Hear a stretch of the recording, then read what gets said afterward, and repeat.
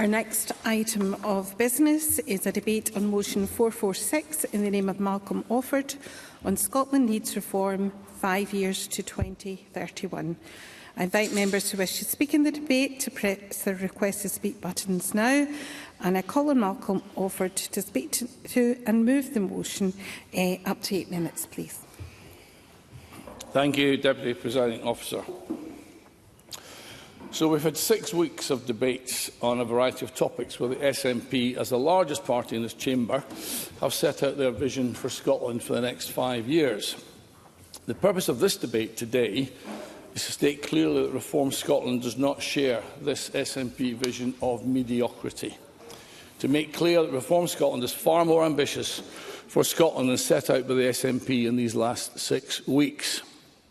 Now, the first debate in this new Parliament was a very half-hearted attempt by the SNP to put independence back on the table, even though the Constitution is a reserved matter to Westminster, and despite the fact there is no appetite for separation in Scotland.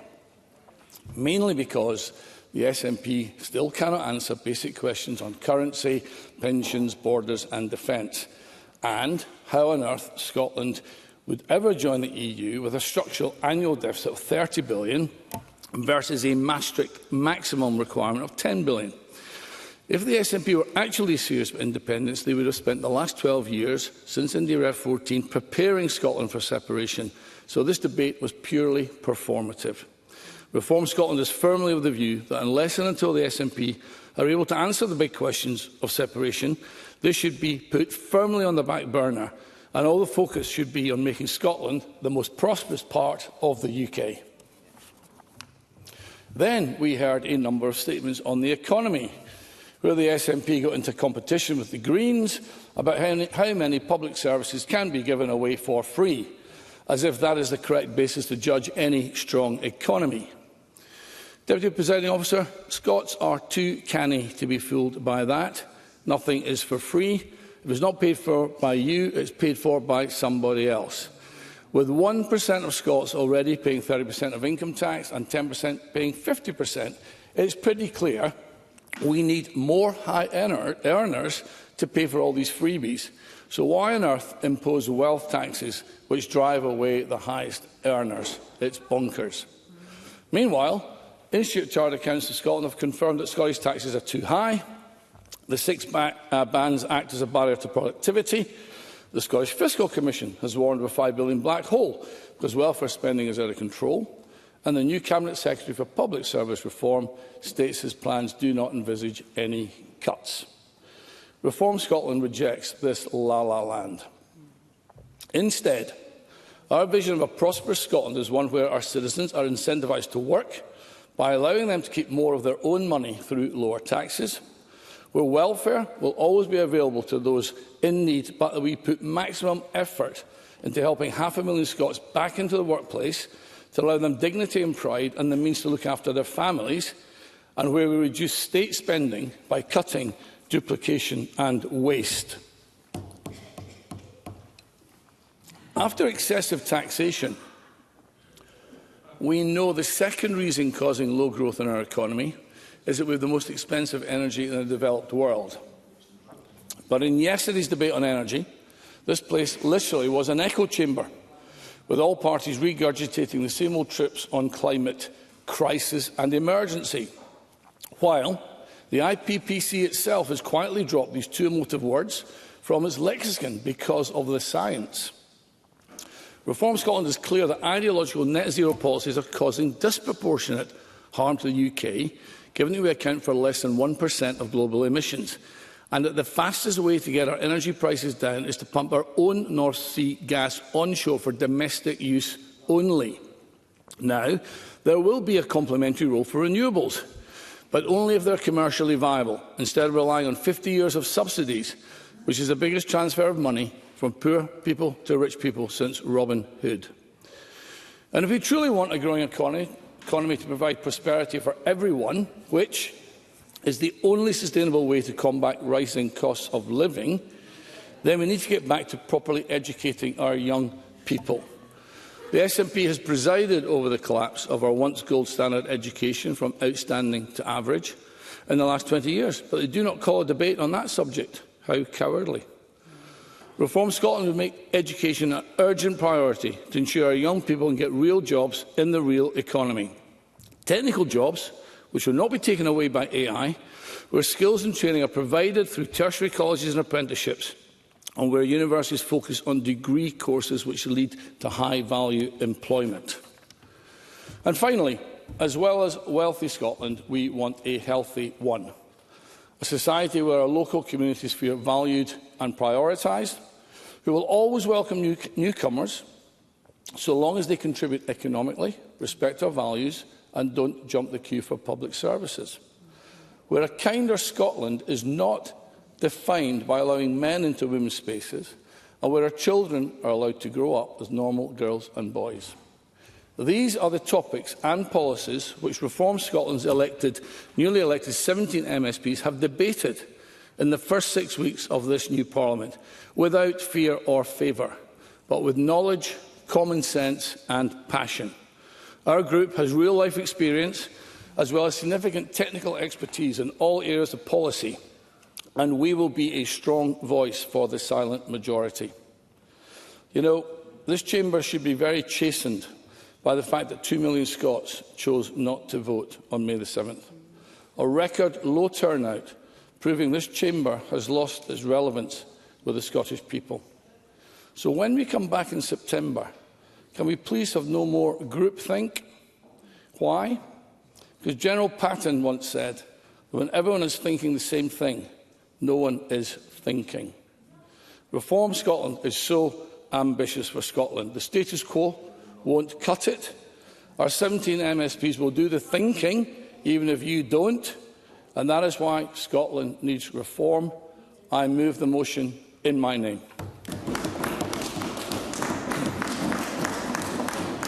Call on Minister Tom Arthur to speak to and move Amendment 446.2. Up to 9 minutes, please. Presiding Officer, I move the amendment in my name. Firstly, I want to welcome colleagues across the chamber to join me in condemning the violence, xenophobia and racism that was experienced right here in the streets of our capital on Friday last week. There is no place for violence in the streets, homes or communities of Scotland, race-based, faith-based or otherwise.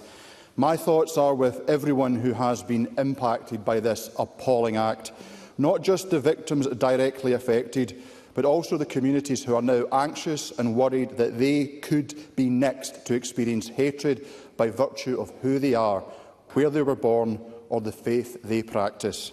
I want to thank and recognise Police Scotland for all the hard work they do every day and in response to recent events to make the people of Scotland feel safe and supported. Scotland is a place that values hope, tolerance and solidarity. Values shared by people who were both born here and who have privileged us by choosing to make Scotland home. I hope these are values that are shared by those who are fortunate enough to be here in this chamber. Presiding Officer, we must all come together to ensure that our values as a welcoming, tolerant and hopeful Scotland are protected, and this government will lead from the front to tackle all forms of violence, division and prejudice.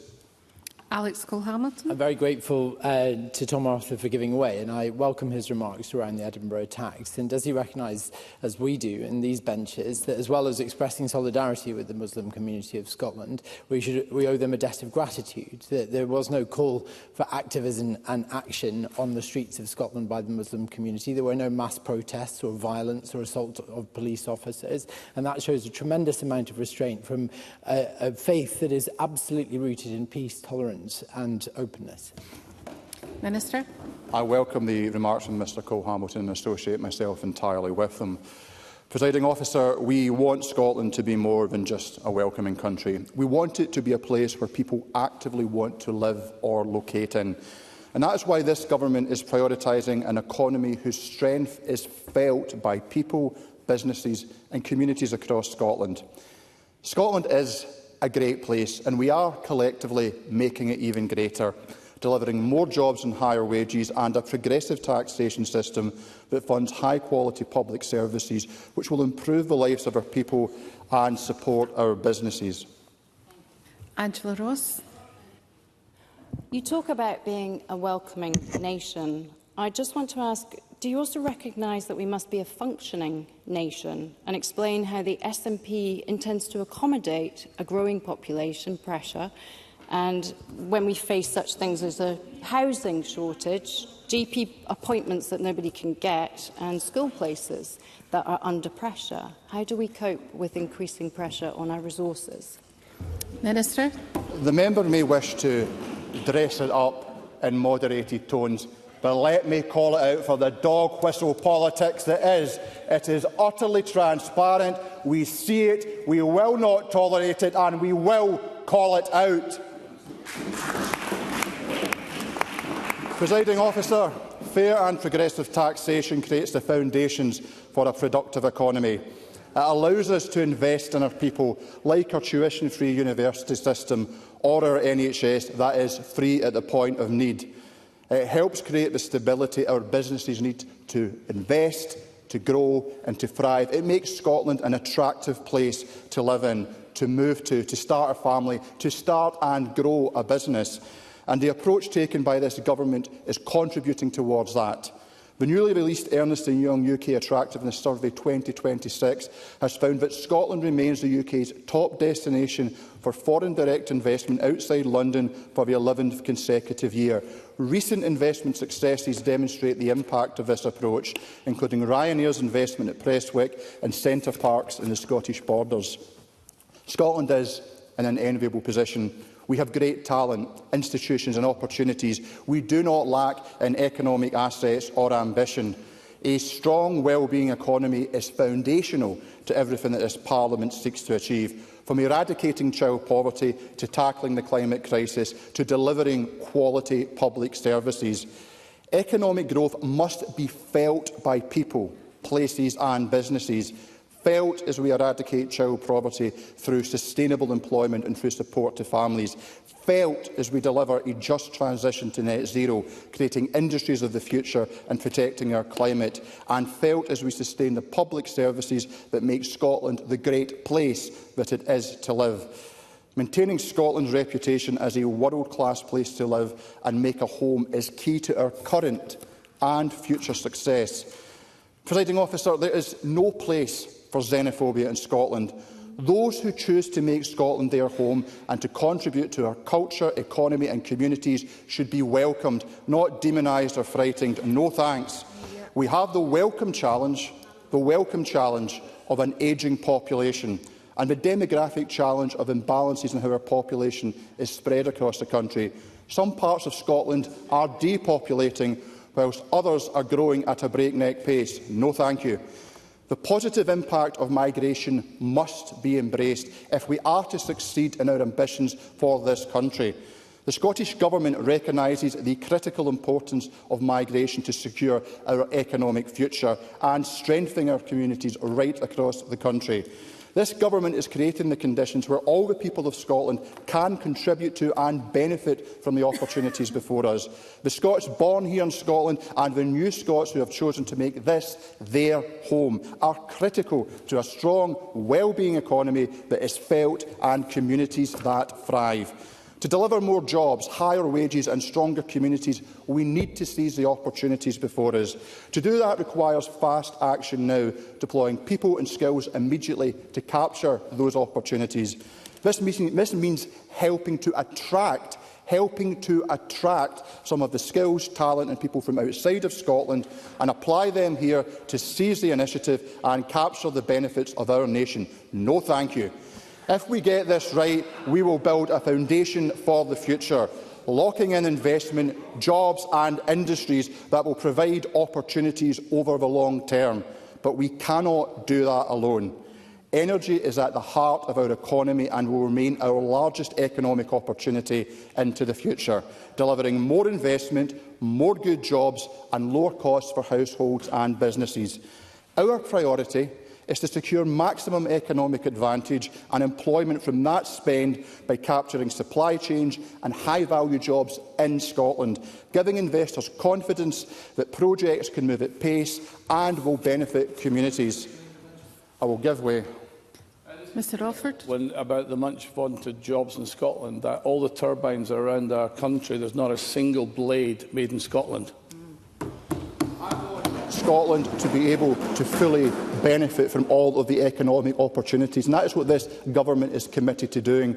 But this is a devolved government. It does not have the full range and suite of powers of some of our near neighbours like Denmark or Norway, but we work constructively to attract investment, to create these local supply chains to benefit our economy, and the biggest threat to that is the anti-net zero policies of reform. Now, let me be clear, Presiding Officer, delivering a just transition is a challenge, but the Scottish Government will not retreat in the face of a challenge, especially when it is accompanied by opportunity, and the scale of that opportunity is massive.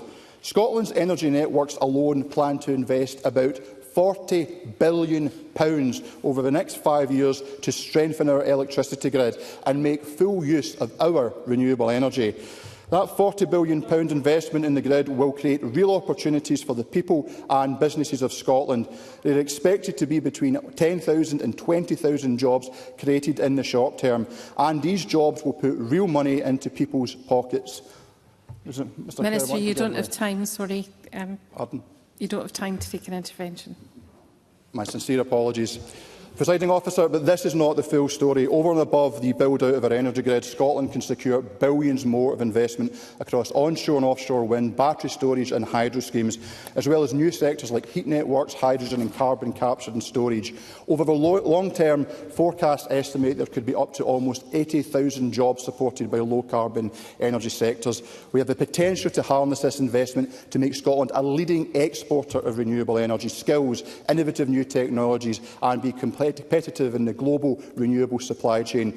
But again, and this is the crucial point, we need the skills, we need the people and we need the talent now if we are to seize this opportunity and build the foundations of our future economy and turn opportunity into jobs, wage growth and vibrant local economies. That is why, Presiding Officer, I am asking the Parliament to work together to create the conditions to deliver growth. And that is why I am asking the Parliament to back the Government's amendment. Thank you. I call on Daniel Johnson. Up to 6 minutes, please. Thank you very much, Deputy Presiding Officer. And can I move the amendment in my name? Malcolm Offord opened this debate by saying that he, through their motion, was rejecting SNP's version of mediocrity. What was clear in the rest of his speech, it was because he has his own very special version of mediocrity.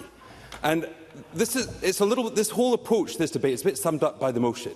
I mean, somebody really should have told them that this isn't going to be the only opposition debate that they'll get, because they tried to put absolutely everything in it. And look, and I'm sorry to poke fun, but they came to this place saying they were going to change things up. But let me say this to them. Being inflammatory isn't challenging consensus. Being controversial isn't the same thing as critique. And being chaotic isn't delivering change. You could forgive them for being inexperienced, but they made this debate about them, so let's talk about them. Because I actually don't think they do themselves any favours whatsoever. There is actually a place to talk about some of the difficult things, maybe to challenge some of the consensus. And let's look at just some of the things that they're talking about. We need to reform our public services. But saying you're going to scrap 132 public bodies just isn't credible.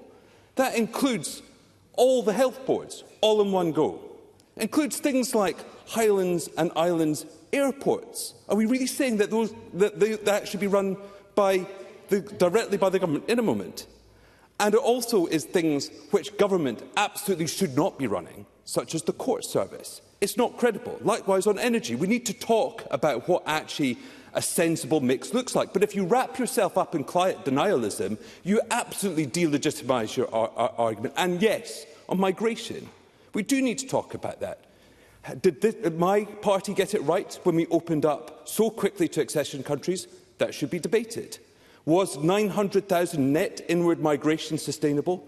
I don't think it was. We have to talk about the consequences. But if you wrap yourselves up in the rhetoric of racism and intolerance, you totally devalue your argument and you make it impossible to tackle the nuance that we have to talk about.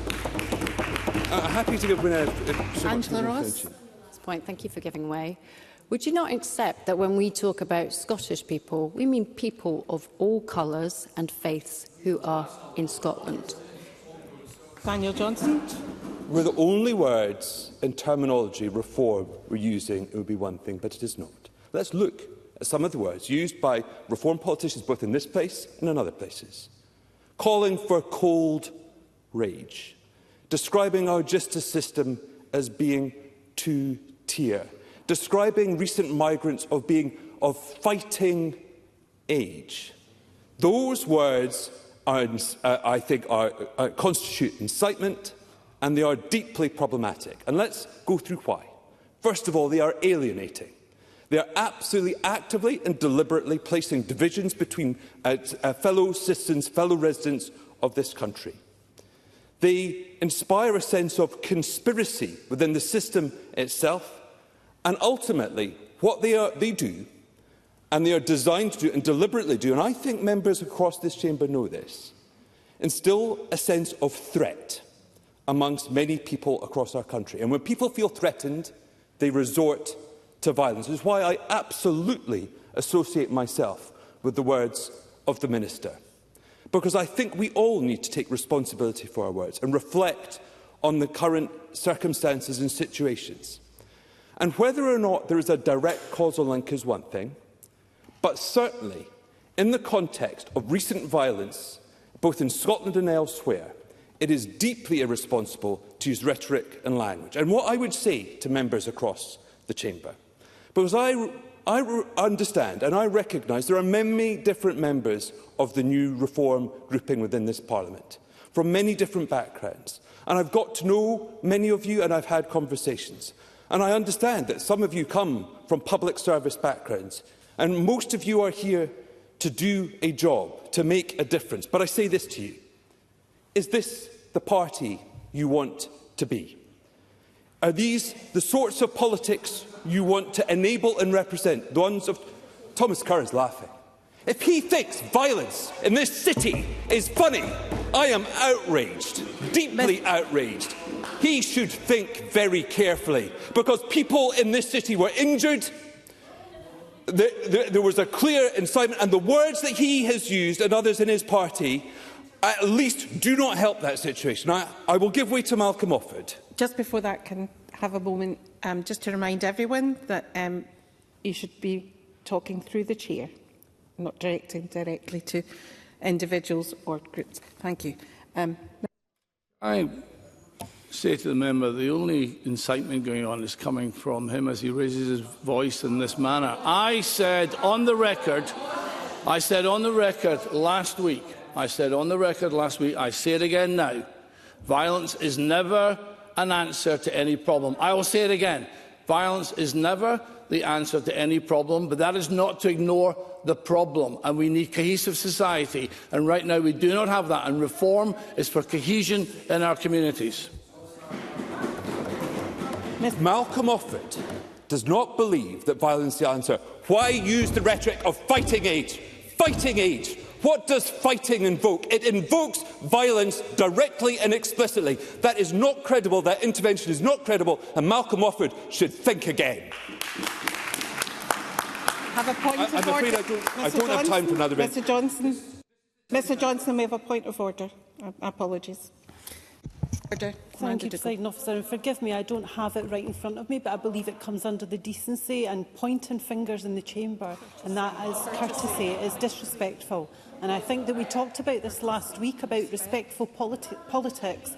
I can't see much of that actually today. If you'd forgive me, I don't have it in front of me, the number. Thank you. Thank you for the point of order. I remind all of the chamber about the standing orders, about dignity and respect in the chamber, and invite Mr Johnson to conclude his remarks. Thank you. I'm sorry if my finger offended anyone. This is the 10th anniversary of Joe Cox's death. Only 6 members of Parliament has lost their life while serving in office. Joe Cox in 2016 at the hands of a right-wing extremist. Davis Ames in 2021 at the hands of an Islamic extremist. In the last 10 years, I believe that our politics has become one more filled with hate.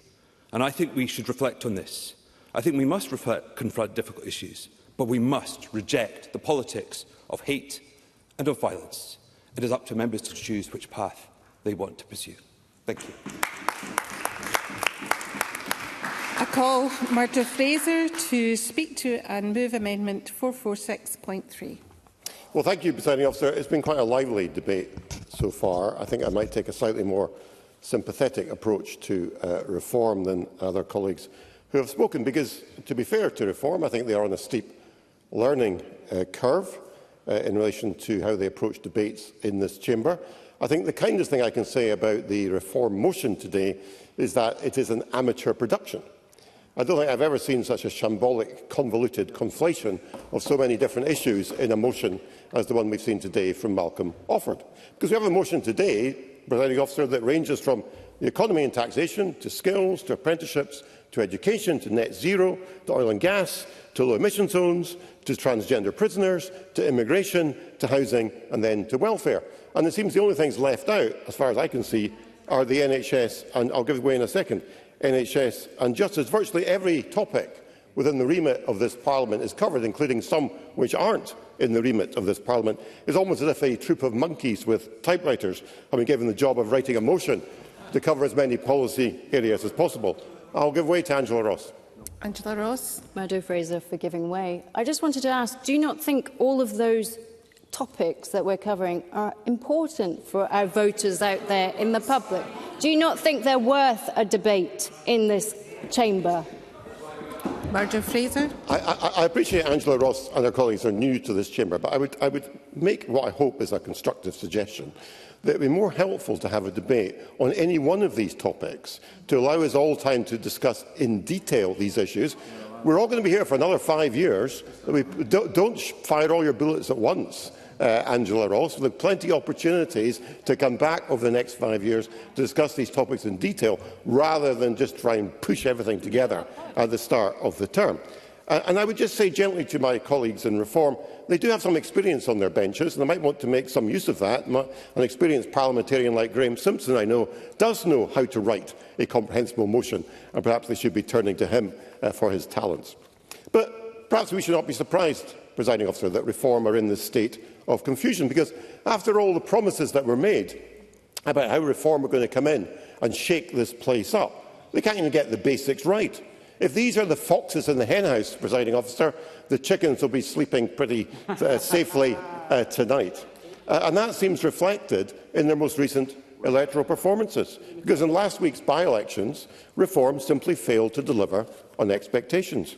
In Makersfield, to the delight, I suspect, of colleagues, or some of them at least, on the Labour benches, there was an overwhelming victory for Andy Burnham in a seat where Reform had been expected originally to do well. But closer to home, in Arbroath and Broughty Ferry, Reform trailed in third place behind our excellent Conservative candidate Jack Cruikshanks, who managed not just to finish second, but to increase the Conservative percentage vote.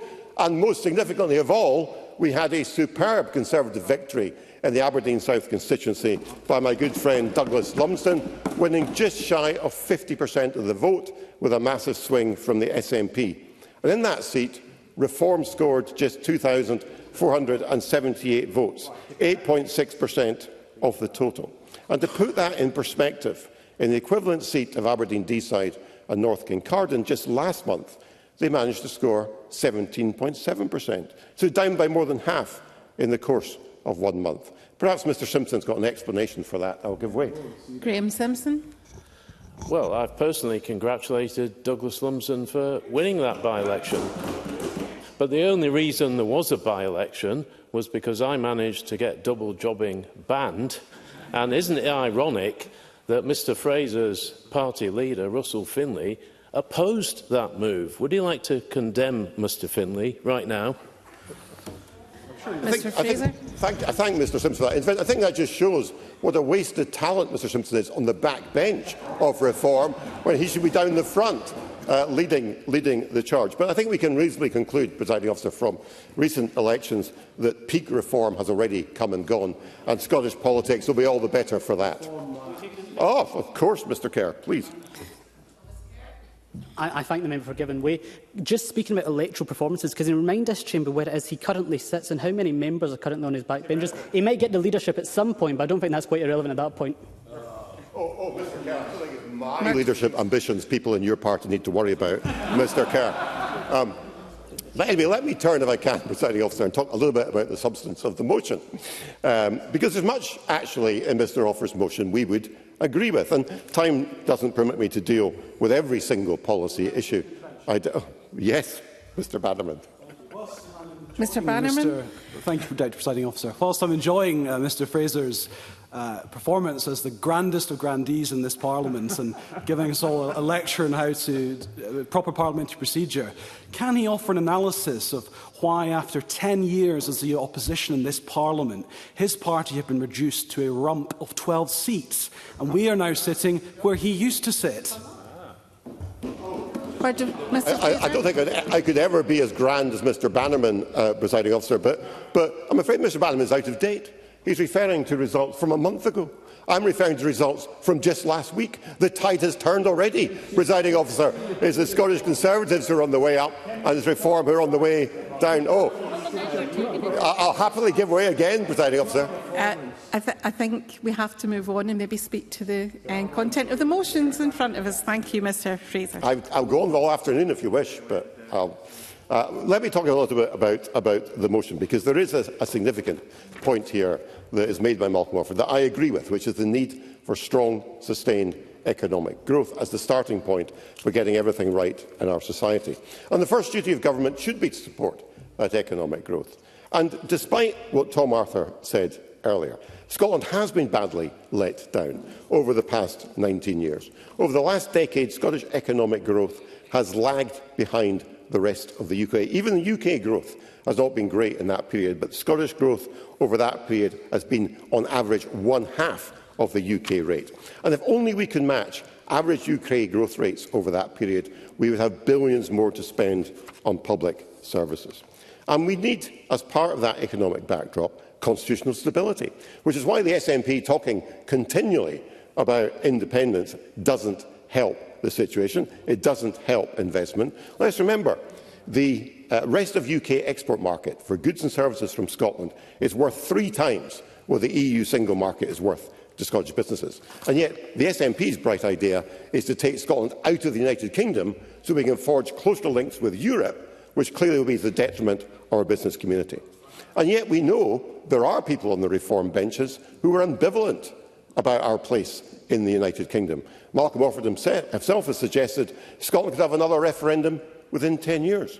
And there are others like David Kirkwood, who's openly supported independence and said he would vote for it once more.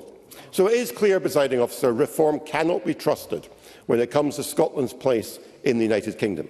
And the people across Scotland want a party on the centre-right that has some grown-up policy solutions, that knows how to work. I'm afraid Mr Fraser must conclude and move his amendment. I'll just get to that when I finish this sentence, Presiding Officer. So if people in Scotland across this want a party on the centre-right that has grown-up policy solutions, that knows how to write motions in Parliament, and that actually puts forward a credible platform to reduce taxes and improve economic growth, that party is not Reform, Presiding Officer, it's the Scottish Conservatives. That's the point made in my amendment, which I'm very pleased to move. Thank you.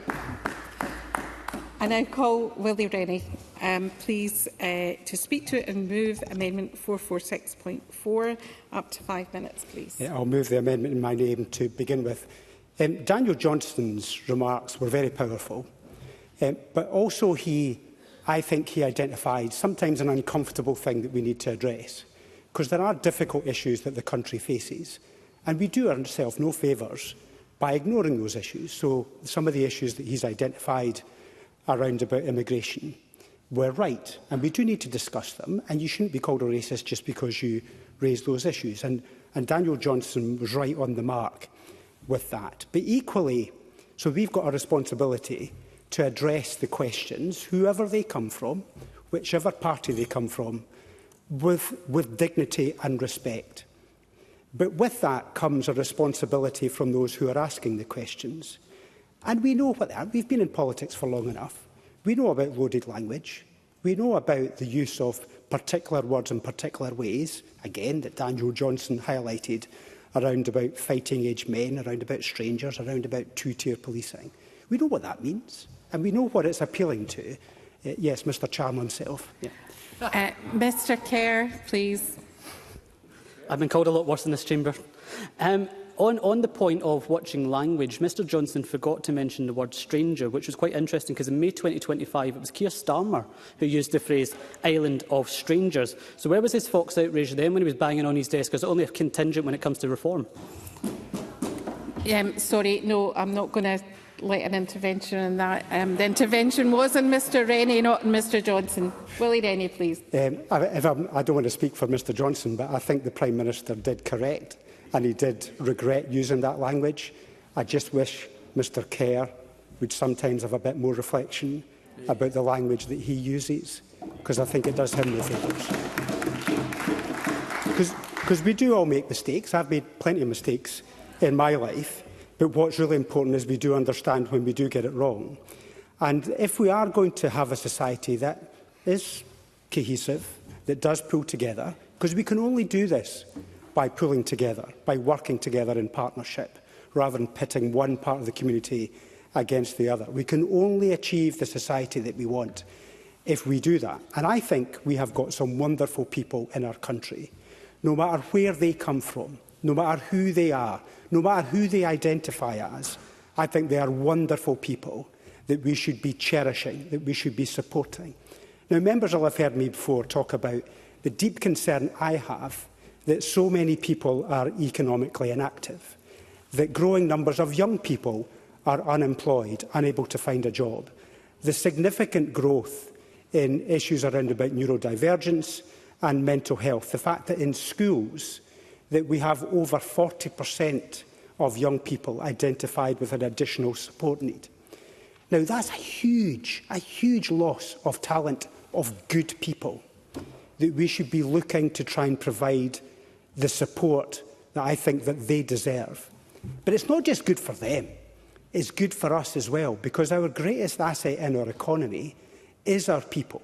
That's why companies come from all over the world to base themselves here, to access the talent that comes from our colleges and our universities, that from our excellent schools. The fact all of that comes together, that's why those companies come here. Yes, I'll take an intervention from Malcolm Offord. Mr Rennie, I would agree. I've been on the record many times talking about 750,000 Scots of adult age not working. What is so wrong that in this chamber we recognise that and we prioritise getting our own people back to work into good jobs in our community rather than bringing people in from outside the country? We've got our own base of talent that we're not maximising. Why is it so controversial to say we should get our own people back to work? Willie Rennie. See, there's another word, our own people. Who are our own people? Now, I think, actually, my neighbours, in fact, the carers I met at Balnacarran Care Home in St Andrews on Saturday, who had come from Nigeria, they were wonderful people who had done a fantastic job. And I think if they come here and they contribute, I think it's wonderful. So why use the term our own people? Let's ditch the language. So I don't disagree with the fundamental point about... No, not just now. I'm trying to address Mr Offord's point. I don't disagree with the fundamental point that there are too many people who are not economically active, and they are held back for a variety of reasons. So rather than dividing those from others, let's focus on what they need. Let's come up with the good solutions that can actually get them back to work. And he's nodding away. So why don't we ditch the crap? Ditch the language that divides. It doesn't help us at all. So I think the good solutions that we have, and it's about goodness, I think, what we should strive for. I want good, warm homes. I want to make sure we've got good and decent paid jobs. I want to have a good, sustainable energy sources that's affordable for people. I want to have good early I want good early intervention on education and mental health. And I want a good, enlightened society that's internationalist, tolerant, open-minded, good people that look for goodness in society. Now, that might sound all gooey, but I actually think that's what our Parliament should be striving for, the goodness in our society that brings out the best in our people. Now, to deliver some of that, no, I am not going to take an intervention just now. I've taken several Rennie, interventions. you're going to have to come to your conclusion. Precisely. So I want us, rather than seek division, to seek unity. We're not going to do this by dividing. We're only going to do it by uniting together to make a difference. So let's go for that. Let's achieve some goodness in this world. With the last of the opening speeches, I call Patrick Harvey for up to 7 minutes, please.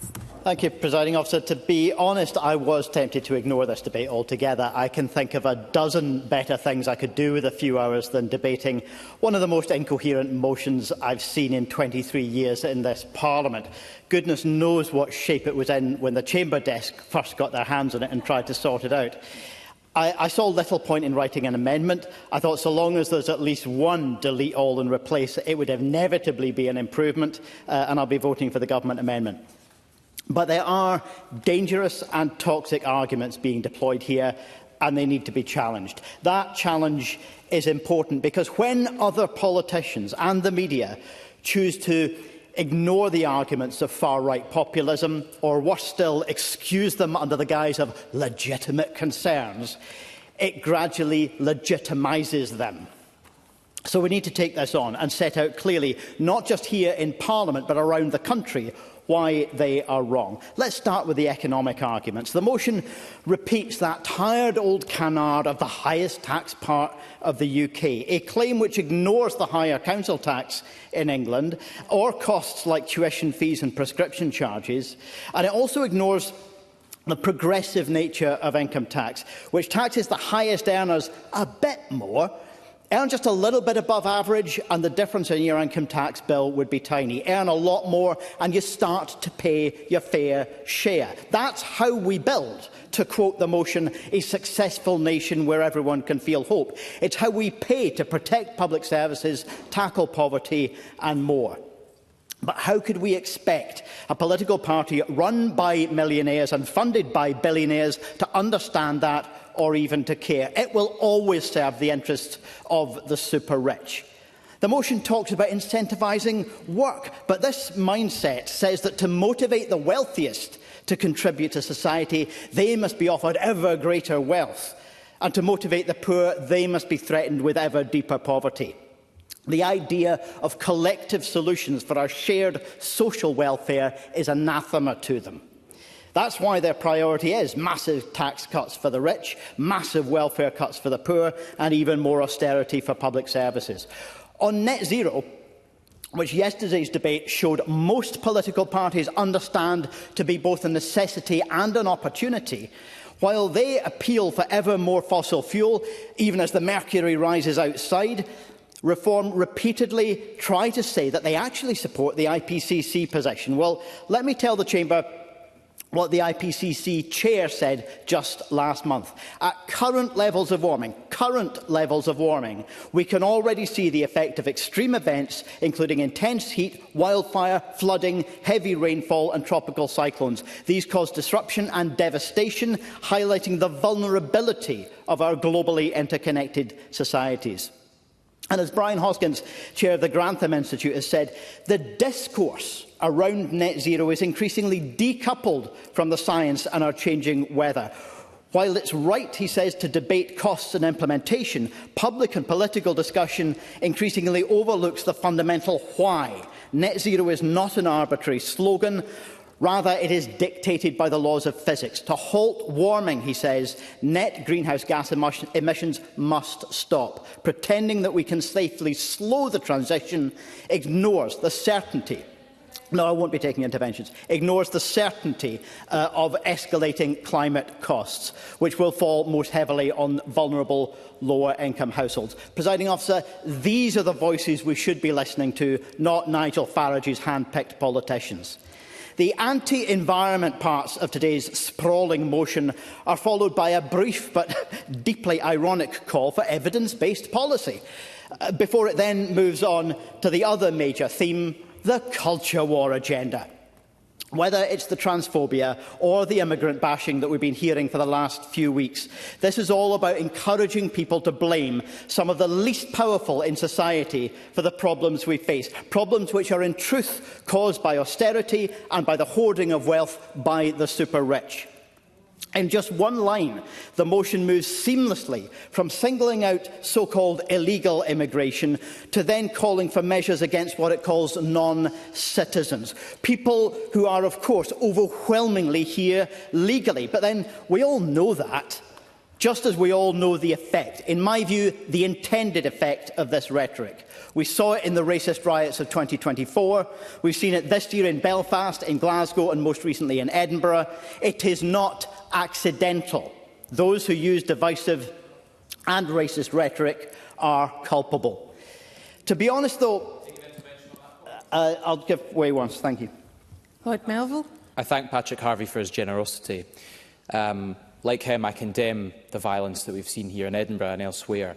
He may be aware that in my own constituency there was fascist and far-right racist disinformation that led to a riot on the streets of Arbroath, with police officers being targeted with violence. I'm sure he condemns that as I do. But does he agree with me that everyone in this chamber needs to stand up against disinformation of this type as well? Patrick Harvey. I do very strongly agree, and I wasn't going to try to list every single place, but I recognise the importance of his own community's experience, and I have urged the government to develop a disinformation strategy. I was going to move on, Presiding Officer, to say, honestly, the main thing that has surprised me about reform since the election is actually how low-key they've been. I think they expected to arrive here full of drama and anti-establishment force to shake things up. But honestly, not a word of their motion would be out of place in a Conservative Party motion at any time in the last 6 years. Not a word of it would be out of place in a Times or Telegraph column. It's as establishment as it gets. And I have to say, being a low-energy populist is a bit like being a vegetarian vampire. It scares nobody, and it's not even going to keep the audience entertained. Presiding Officer, I don't want Reform to succeed as a political party. I think their values are toxic, so I probably shouldn't be in the business of offering advice. But here it is anyway. If they want to play the far-right populist card, they're going to need to do it with a bit of vim and verve, a bit of personality that's been entirely lacking so far. But no, I'm not going to give way. I don't think Reform themselves are the true threat that our politics faces. Despite their economic irresponsibility, despite their anti-environment ideology, despite their instinctive desire to punch down against minorities, frankly, I just don't think they're quite good enough at the job to be a real threat in their own right. The real danger is if government comes to feel that that's the standard against which they're going to be judged. That all they need to do is say climate change is real and racism is bad, and they might come to imagine that they'll look progressive by comparison. That must not happen. The government should not be judged in contrast with the incoherent agenda that Reform have to offer. They must be judged instead against their own promises to accelerate climate action, to eliminate child poverty and to truly build a more equal and sustainable Scotland. We now move to the open debate, and I call George Adam. 7 minutes, please. Thank you, Presiding Officer. Presiding Officer, it's my intention to stay as positive as I possibly can during this debate, because I've seen people who I've worked with cross-party and respected for years get extremely angry at some of the language that's been used in here, and I feel their pain, and it's easy for us to get to that stage. But the people at the other side of the chamber do not seem to see that. They do not seem to understand that their words actually mean something in the real world. But before I turn to the motion today, I want to, which is something Malcolm Offord actually didn't do, Presiding Officer, I want to say something about Scotland today, the Scotland I know. Today, across the United States, thousands of our citizens have once again shown what Scotland is all about and is doing our country proud. The Tartan Army have travelled in their numbers, as they always do, and they've shown the world exactly what Scotland is all about. Scotland is good-humoured, looking for friendship, shows respect to others and their culture, and is a wee bit gallous. with determination to enjoy ourselves while making friends wherever we go. They've been fantastic ambassadors for our country. They remind people that Scotland is a confident nation, a generous nation and a welcoming nation, a nation that is comfortable in its own skin and happy to open its arms to others. In a world where too many seek to divide people, the Tartan Army have once again shown the very best of who we are. And tonight, Presiding Officer, Scotland face five-time world champions Brazil. And now people often say that it's the hope that kills you. The sporting legend Muhammad Ali said it differently. He said, if my mind can conceive it and my heart can believe it, then I can achieve it. That's what hope does. Hope isn't a weakness, Presiding Officer. Hope is a thing that drives people forward. It's what makes Scotland fans believe they can beat Brazil. It's what makes communities believe they can build better futures. And it's what makes nations believe they can achieve more than others tell them is possible. It's hope that makes you want to win. It's hope that makes you want to overcome obstacles in front of you. It's hope that makes communities pull together, families support one another, and nations strive for something better. Most of all, it's hope that makes us want to build a better future and become better people. The spirit of hope, optimism, belief has always been part of Scotland's heart and Scotland's story, which is why this motion feels so out of place in our chamber. Because where Scotland sees hope, reform sees grievance. Where Scotland sees opportunity, reform sees division. Where Scotland sees people coming together, reform sees somebody else to blame. And I have to confess, Presiding Officer, when I first read this motion, I wondered if it had actually been written in various stages in a very long night in a pub. You know the type. It's sounding reasonable enough, a discussion about economic growth, fair enough, we can all agree on that. We want a stronger economy, good for jobs and opportunities for our young people. But then, paragraph by paragraph, pint by pint, it becomes something else entirely. By the end of it, it reads like the ramblings of a very angry man sitting in the zone in the corner of the pub, complaining about immigrants, complaining about net zero, complaining about equality, complaining about young people, complaining about Scotland, and eventually falling out with absolutely everyone else in the pub. It's less an economic strategy or a political vision. It's more last orders, please. And that's the problem with reform. For all the noise, for all the shouting, for all the social media outrage, what is actually being offered here? Division, grievance, a constant search for somebody else to blame. The motion talks about growth, but spends most of its time talking about migrants, gender issue and culture wars. It's as if somebody started writing an economic plan and halfway through decided to go to Twitter and saw what the latest ramblings were on Twitter. Now, reform would have us believe that they're the outsiders. They're anti-establishment rebels, the voice of ordinary people. But let's look at who is bringing this motion. Millionaires lecturing working-class communities about hardship. The architects of Brexit now turning up to explain why the economy isn't working. Couldn't make it up, Presiding Officer. That takes a level of brass neck that some in Westminster would actually blush. Because let's be honest, the biggest act of economic self-harm in modern British history wasn't net zero. It wasn't low-emission zones. It wasn't devolution. It was Brexit. And who's standing front and centre, waving the flags and making the promises? Nigel Farage. The same Nigel Farage who promised prosperity and delivered labour shortages, higher costs, barriers to trade and years of economic uncertainty. Now he's back demanding that Scotland trust him again. And talking of trust, I'll ask Mr Offord, is he going to say anything that the people of Scotland can trust? Malcolm Offord. Can I ask the member whether he recognises the inconvenient truth of OECD numbers that said in the 10 years that since the UK left Europe, the growth in the UK was 13%. Now, that's not very good because the USA was 26%. But France was 12%, Italy 10%, Germany 6.4%. This is a fiction. So his lordship's argument is it's slightly better than somebody else next door. Complete and utter nonsense. Presiding Officer, if somebody sold you, and I'm someone that used to be in the motor industry, if someone sold you a second-hand car that immediately burst into flames, you wouldn't turn up asking for a second one, would you? You wouldn't trust them. Yet that's exactly what reform expects Scotland to do. Exactly that. The reality is that Scotland's future has never been built on division. It's been built on community. It's been built on solidarity. And yes, it's been built by people who came here from elsewhere and made Scotland their home. The amendment rightly recognises the enormous contribution migrants make to our economy, our public services and our communities. In Paisley, as in every part of Scotland, we know this. Our NHS knows this. Our care sector knows it. Our businesses know it. The only people who seem confused about all of this are Reform UK. And while Reform talks Scotland down, I prefer to look at what Scotland has achieved. Free prescriptions, the Scottish Child Payment, investment in childcare, action on child poverty, a health service protected from the privatisation agenda that they all want. Exactly. Things aren't perfect, Presiding Officer. Of course they're not. No government would ever claim that things were perfect. But the answer to every challenge is not to point the finger at the nearest migrant, the nearest environmental policy or the nearest minority group.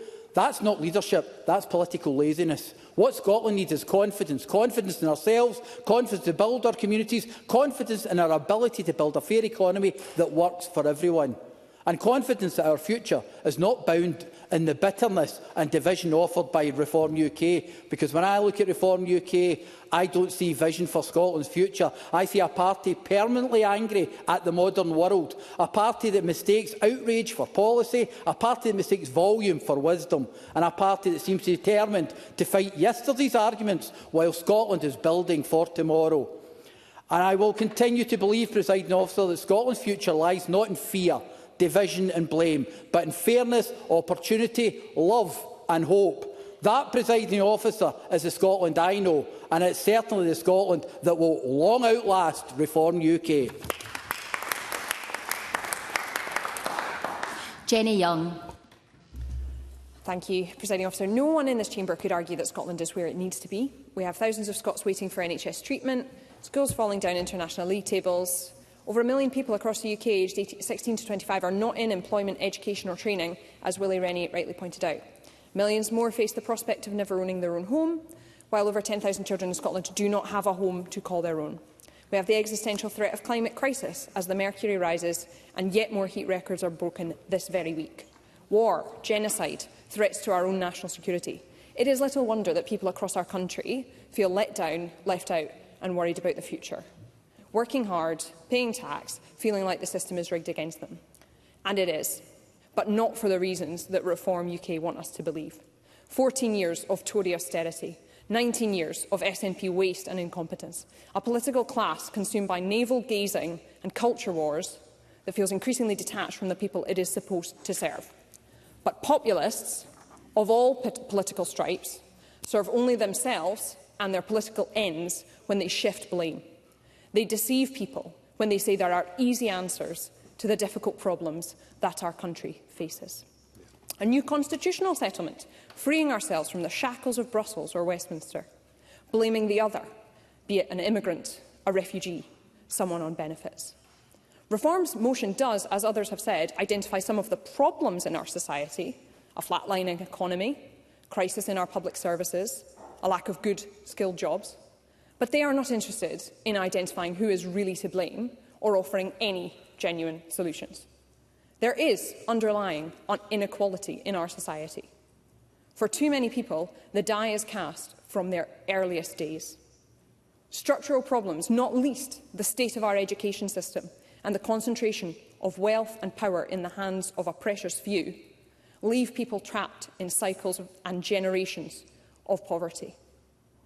That is why I am a member of the Labour Party, and that's why I am here to represent the interests of the people of my region in this place. But rather than hunt for the difficult, honest answers to the problems that our society faces, it is much easier for populists to point the finger at the outsider and the marginalised. Last week, I led a members' debate in this place marking the 10th anniversary of the death of Joe Cox. Joe Cox was murdered by a white supremacist with links to a US-based neo-Nazi group. And as the forces of populism and the far right seek to take hold of our country, they must recognise that there are those who will respond to their incendiary rhetoric, for that is what it is, with violence.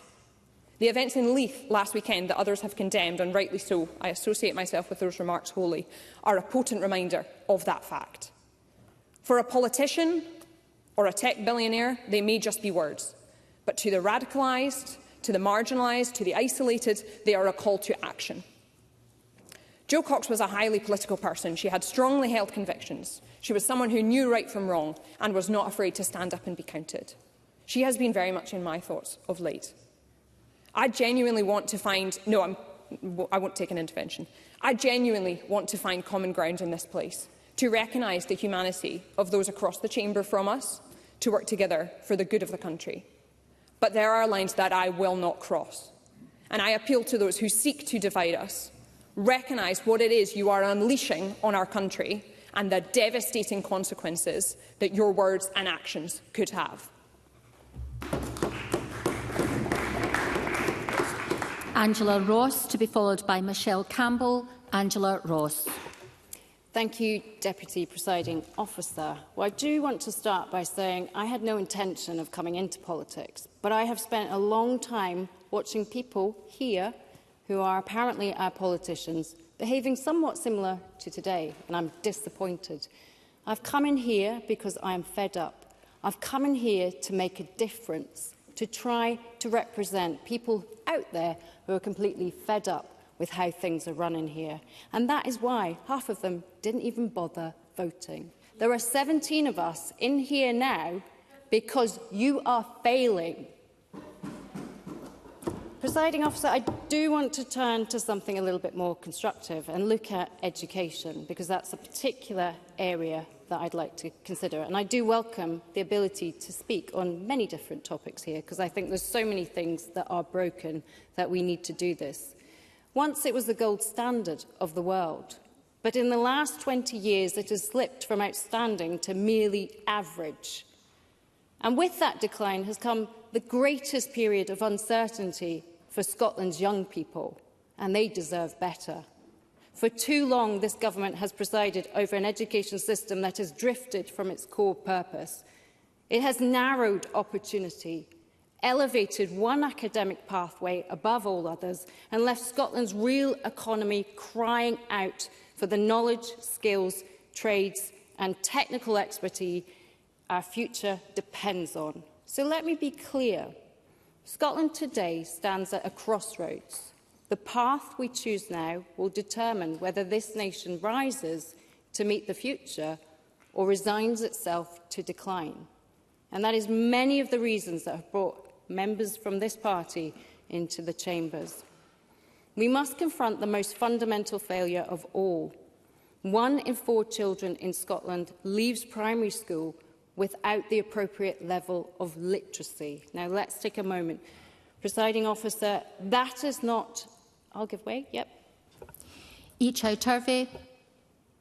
You are saying that we are in this crossroad and we are going on to decline. But don't you think that Brexit happened 10 years ago through the forefather of your party? Is that the decline we have been hanging on all of us since the last decade? Angela Ross. Thank you for your intervention. However, I do strongly disagree. I think we've had 20 years of a government that has not delivered for the people of Scotland. 1 in 4 children, as I've said, are suffering because they don't have the appropriate levels of literacy. That's unforgivable.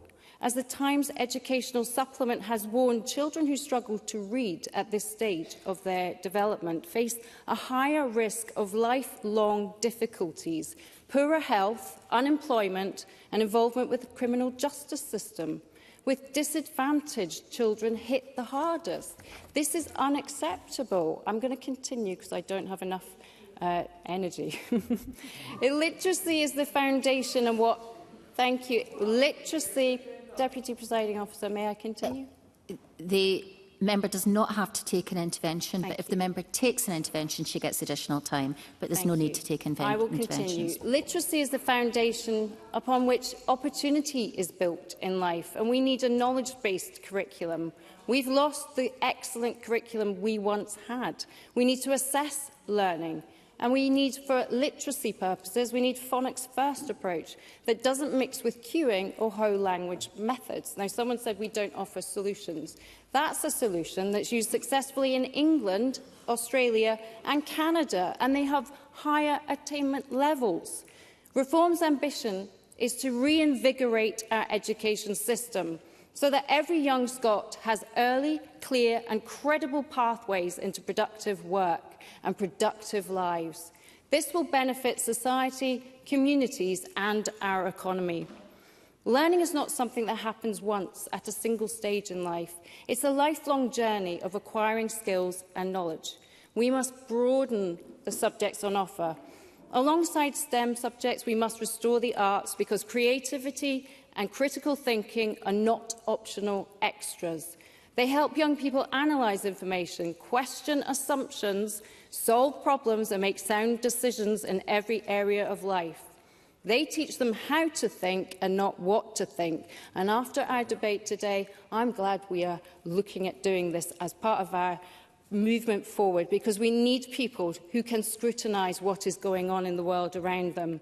And that is not only essential for innovation, but for confidence, resilience and responsible citizenship. The member should start to wind up. Thank you.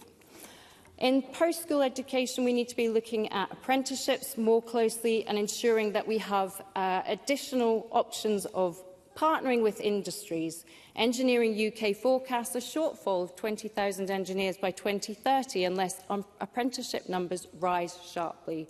So we would be looking at ensuring that this is a resource that's able to help young people build skills, confidence and careers. Scotland can rise again. The member must be drawing her remarks to a close. But only if we build an education and skills system worthy of our history and essential to our future. Scotland needs reform. Michelle Campbell to be followed by Duncan Massey. Michelle Campbell. Thank you, Presiding Officer. I'd like to bring attention to my register of interest as a nurse in NHS Greater Glasgow and Clyde and an elected member in Renfrewshire. First of all, I would like to just resonate quite strongly with one point in particular. There's been a number of members that have agreed with some of the points that have been made, in particular on this side of the chamber, which will be no surprise to anyone. But in particular, Willie Rennie had made the point about having made that visit into the care sector. And I think it's important that we recognise that this is not just a fundamental issue for now. Back in the 60s, it was bus drivers. My papa came to the country. He was a bus driver because that's where we had the deficits at that time. Nobody wanted to do the job. We needed people to do the job. And we had people who were willing to do the work. A simple concept that I think that needs to be digested right now. And at this time, our care industry, it's also important that we recognise that it's about having caring competencies. Not anyone can do care work, and we shouldn't be so disregarding of people who are doing such essential work. So if we have people, highly skilled individuals, that we can put that trust of our vulnerable individuals into, then we should be investing our time into that. And we need to recognise the impact Brexit has had. It's been devastating because we had so many people across Europe that would actually do that job. So I think that you can't sort of recognise some parts, not recognise others. Reform demonstrates nothing but contempt, disregard and ignorance towards this Parliament, and their own lack of understanding of good governance and parliamentary due processes sells the public an illusion that they care for life for people finding it tough around their communities, when in fact all they care about is their multi-millionaire funders and tax cuts for the highest earners, none of which best serves the people of Scotland. Reform would have our NHS decimated and in the hands of the highest bidders of the private sector without any hesitation. Rather than pontificating an inflammatory use of words, which has been pointed out by several members today, Reform should consider what they stand for. They are meek on policy. Looking at their own policies, they seem to think they have it all wrapped in a bow in 5 policy areas and a couple of paragraphs. Now, I may not agree with some of the policies and directions of other parties, but at least they have them. That is what shapes debate, progresses the direction of decision-making and the public duty that we have all been elected here to serve. The SNP has been in government for 19 years in Scotland. The electorate chose to return the SNP as the biggest party in this Parliament. This was acknowledged and recognised in action of the SNP being returned back to government without objection within our democratic processes only a few weeks ago, with mutual respect and cross-party agreement in this chamber. The political landscape has been volatile. The impacts of living through and recovering from the COVID-19 pandemic has been significant. We must recognise this was a cost in lives, well-being and cost on our society and economy that we could not have predicted the extent of that impact. As much as we all want to move on, that isn't how recovery works. It takes time, it requires focus, strong leadership, something that we have under our First Minister, John Swinney. The impact of global conflicts doesn't just impact safety and security, it impacts our economy. But sadly, the greatest cost of conflict is to the lives of those closest to the wars. Death in some dire circumstances being seen as a peace due to the inhumane torture inflicted. Gender-based violence being wielded as a weapon. Regardless of how much we have learned from past conflicts, the motivation of man and those with the deepest pockets and selfish endeavours cost us all the highest price of human lives. Scotland will never sit quietly on the sidelines of injustice. Our international relationships and investments are for the betterment of our society and Scotland on an international platform. Our power, strength and growth is empowered by humanity, not just by traditional economic drivers. In the last few days, we have been reminded that 10 years ago, Scotland was dragged out of the EU against our will. 62% of our population who voted wanted to remain. Our vote being ignored, our requests for mitigations being continually undermined and dismissed. In terms of GDP, there was a cut of 2.5% to public revenue of £2.3 billion. This is not an action of a union of equals. This is also restriction on our growth as a nation. Despite this, the SNP government is promoting and often outperforming all areas out with London, ensuring Scotland is the choice destination for international investment. Progressive taxation is the fairest approach to support the growth and investment for the future of public services. This allows for our national performance framework to have focus in sustainable development and in the reforms required to achieve this. Delivering on an agenda of well-being economy is a shift change in our values as a society and fiscally also promotes growth through resilience and stability. Economic growth in terms of macroeconomic levers such as interest rates, trade and immigration are all reserved matters. It is a falsehood for reform to paint a picture of SNP bad. It is the SNP that are mitigating and best protecting our nation despite the constrictions of current government arrangements and governance. Ultimately, Westminster system is holding Scotland back. The full fiscal levers of Scottish independence are required for long-term planning and actions which would allow for Scotland to flourish. If Reform truly want to support growth, they would support Scottish independence. Thank you. Duncan Massey, to be followed by Jackie Dunbar. Duncan Massey, who has up to 4 minutes. Thank you, Presiding Officer. Well, look, an interesting debate, shall we put it. But reform, we've set out the issues and we're here to talk about the issues. And I've often wondered why this Parliament, and in particular the Scottish Government, had such poor energy policies. Why it failed to grasp energy reality, why it won't acknowledge that we have the highest energy costs in the world and that this is driving deindustrialisation and closing down some of our most important industrial sites like Grangemouth Refinery and Mossmorton. Why we have a fragile grid and that if Torness or Peterhead power plants closed, that we will have significant risks of blackouts. Why the Scottish Government has a presumption against new oil and gas and why they refuse to fully back new ready-to-go projects like Jackdaw and Rosebank, and why they don't back new drilling and licences. And we somewhat saw the answer yesterday. An ideological and rigid adherence to the net zero agenda.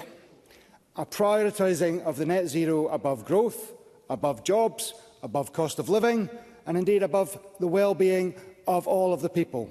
Ignoring any trade-offs, a Pravda-like approach to telling everyone it is working, and a fingers-in-the-ear approach to ignoring the realities of higher bills, deindustrialisation, and actually an utter failure to even reduce our globally insignificant emissions since 2020.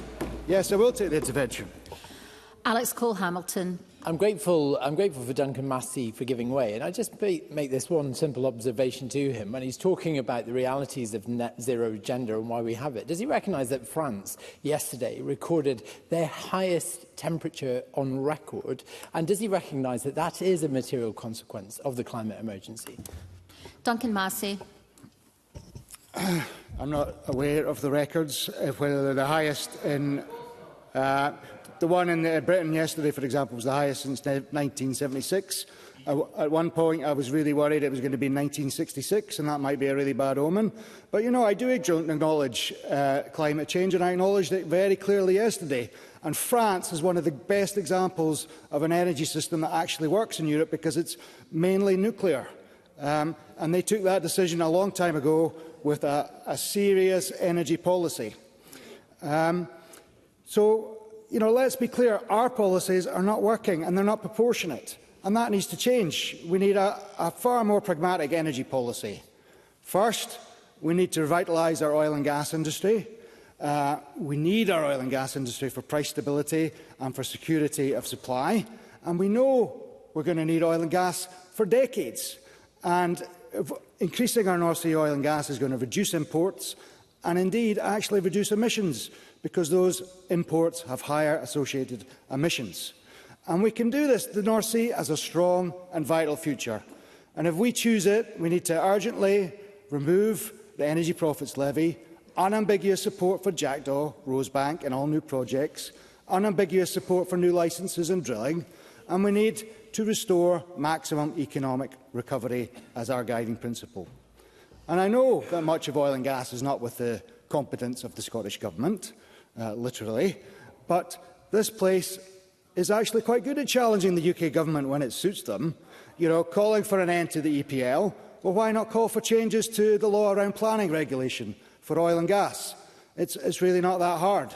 And what damages confidence in industries is a devolved administration that sits on the sidelines, sniping and jeering from the sidelines, when what we need is a Scottish Government that is an unambiguous champion and supporter of our North Sea and oil and gas industry. And what we have is the exact opposite.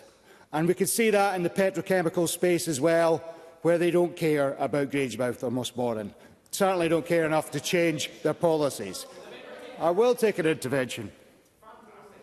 It was not the SNP that closed Grangemouth. Had we been independent, we could have protected a strategic resource that would have been producing jet fuel at a time when that is in short supply. Had we been independent, Scotland could have been protected by the Scottish Government. As it stands, that is a Westminster decision and nothing to do with us. I'll call Duncan Massey, but the member's already in additional time, so he shouldn't take any more interventions. Duncan Massey. I think that's fantasy. I mean, the intervention that SNP made was to try and turn Grangemouth into a beetroot refinery. I mean, they're out of their minds. So for me, it is simple. If we want real economic growth, if we want industry, if we want jobs, if we want cheaper energy bills, and we need a pragmatic energy policy, one that focuses on cheap, abundant, reliable energy. And that means we have to acknowledge a failing system with the highest industrial energy costs in the world, and that means we need to maximise our oil and gas resources in the short and medium term. We need to increase our nuclear power, just like the successful France that was mentioned, and we have renewables as a complementary role.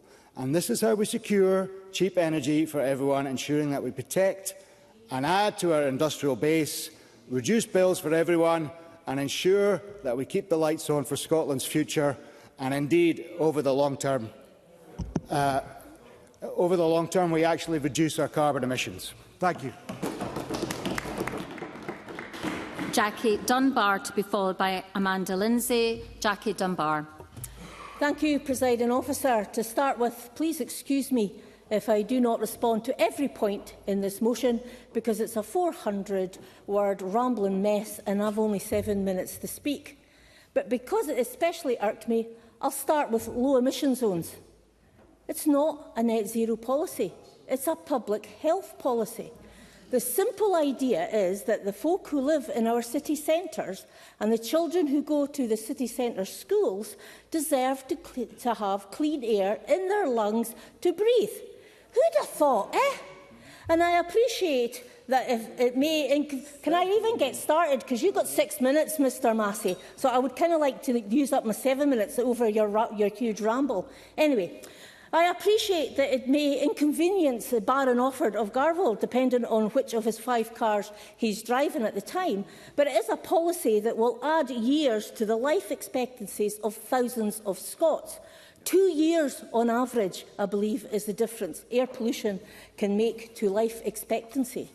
And I will respond to the debate title, Proclaiming Scotland Needs Reform. Scotland does not need Reform UK Limited. Does not want them, their policies are not welcome, and their rhetoric about strangers is just simply dangerous. And I know that some Reform UK MSPs get upset when they get quoted.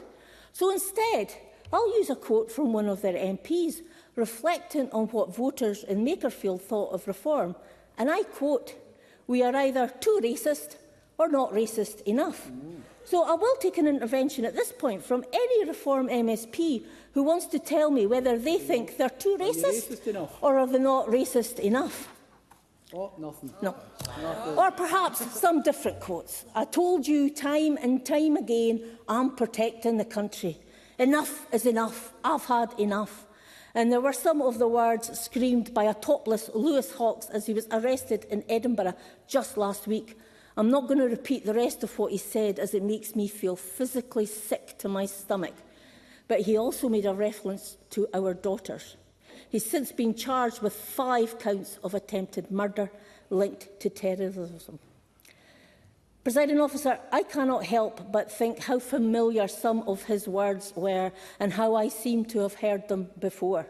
I wonder if the MSPs that have been joining street patrols or the ones calling people strangers might see some similarities too. I'm not expecting them to stand up and hold their hands up, but those capable of quiet reflection may wish to try it. Presiding Officer, I seem to be the sort of person that Reform UK say they care about. I'm a woman and they seem to think I need protected. I had a working class upbringing, living on the farms that my dad worked on. I didn't go to university. I earned my living by working in petrol stations and supermarkets. My partner and our daughter have both worked in the oil industry, and my dad and granda served proudly with the Gordon Highlanders. And I do not believe for 1 second that Reform UK cares about folk like me. They care about division and power and crypto donations from dodgy billionaires. They don't represent me. They disgust me. Presiding Officer, I'm under no illusion that folk are frustrated at so much of what is happening and not happening in the world today. Across the last 2 decades, we have lurched from the financial crash to austerity, to having a Brexit vote thrust upon us, to a pandemic, to a European war and a cost of living crisis. In Aberdeen, you can also throw in the added challenges with oil and gas jobs. And throughout that time, we've seen inequality grow. We've seen the world's richest folk become even richer. We now have our first trillionaire. And while we've seen the economy grow across the Western world, we've seen living standards decrease. Some folk who have never struggled before are now struggling.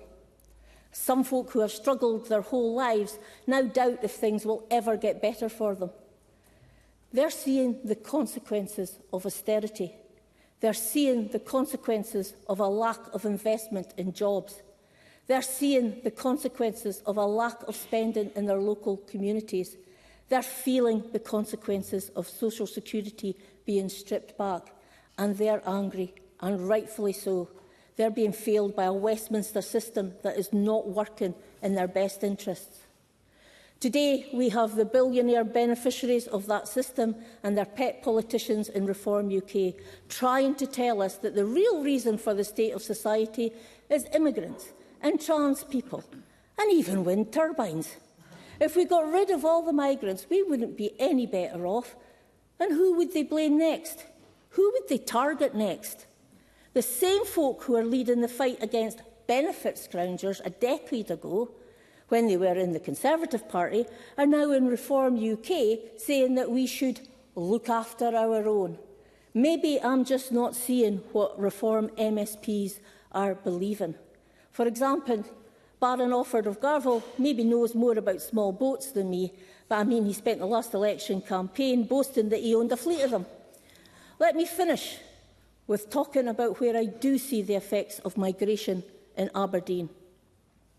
When there used to be empty shops and empty buildings, there's now Polish food shops, Romanian stores, Indian takeaways, African food shops, Chinese restaurants, Malaysian supermarkets, Buddhist temples, and 2 doors down from my own constituency office, there's now a Filipino supermarket. Churches are staying open due to new members. Charity shops have new volunteers. For centuries, Scotland has been a nation of immigrants, travelling all over the world and proud of it. I'm delighted over the last few decades the world is now coming to Aberdeen, and quite frankly, we're all the better for it. No, I am not going to take the intervention from a jack-in-the-box who can stand up and speak later on. The member can't take interventions because she's coming to the end of her speech.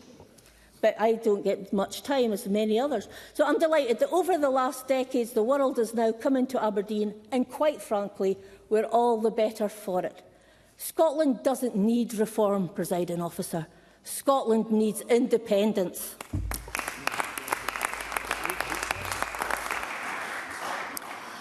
Amanda Lindsay, to be followed by Alex Kerr. Amanda Lindsay, who has up to 4 minutes. Thank you, Presiding Officer.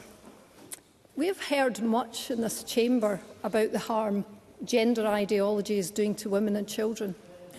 But the damage runs deeper.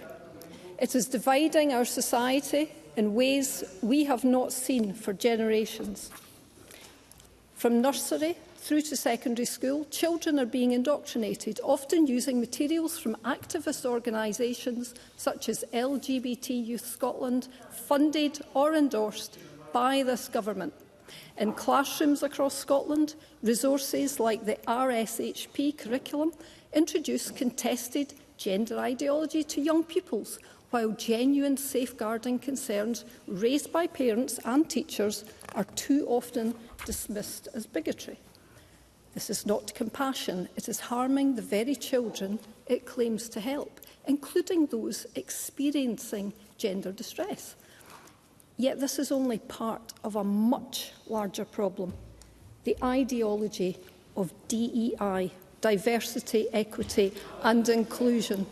Yes, I'll give you. Alex Cole-Hamilton. I'm grateful to Amanda Lindsay for giving way. Does she recognise that the biggest threat to women and children in our society is not trans people, but is instead predatory men? Amanda Lindsay. Thank you for that question. I fear you're more interested in defending ideology than addressing the real-world consequences for our young people of this. What began with noble intentions to foster greater understanding and respect has morphed into a rigid creed that celebrates every diversity except diversity of thought. Equity now means engineering equal outcomes, and inclusion too often means excluding anyone who questions the orthodoxy. Our institutions have been captured. In universities such as Edinburgh and Glasgow, staff are pressured to submit diversity statements and decolonise curricula. Employees across the Scottish public sector are sent on anti-racism training that promotes discrimination against white people, while students are told they suffer from white privilege. Dissenters face silencing or cancellation. The result is groupthink, not genuine diversity. And nowhere is this more damaging than in its effect on young men, particularly white working-class men. Positive action schemes and diversity targets in public bodies and higher education have, in too many cases, tipped into outright discrimination. This is not equality. It is racism. Martin Luther King dreamed of a society where people would be judged not by the colour of their skin, but by the content of their character. When did we abandon that principle and decide it was acceptable to discriminate once again? No, I'm sorry, I am going to make progress. Reform will end DEI initiatives across all The member Scottish... has made it clear that she's not taking interventions. I'm not taking any more interventions.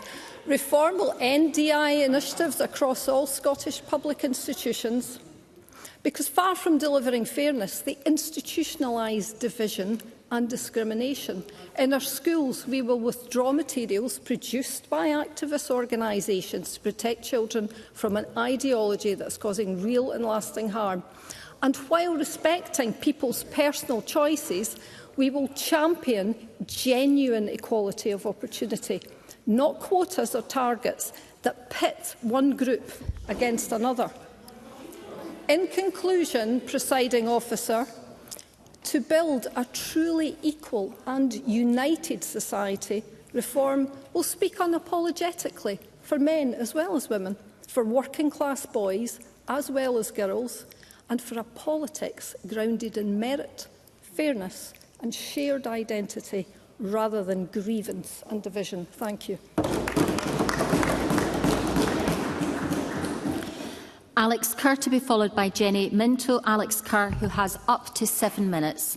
Right. Thank you, Presiding Officer.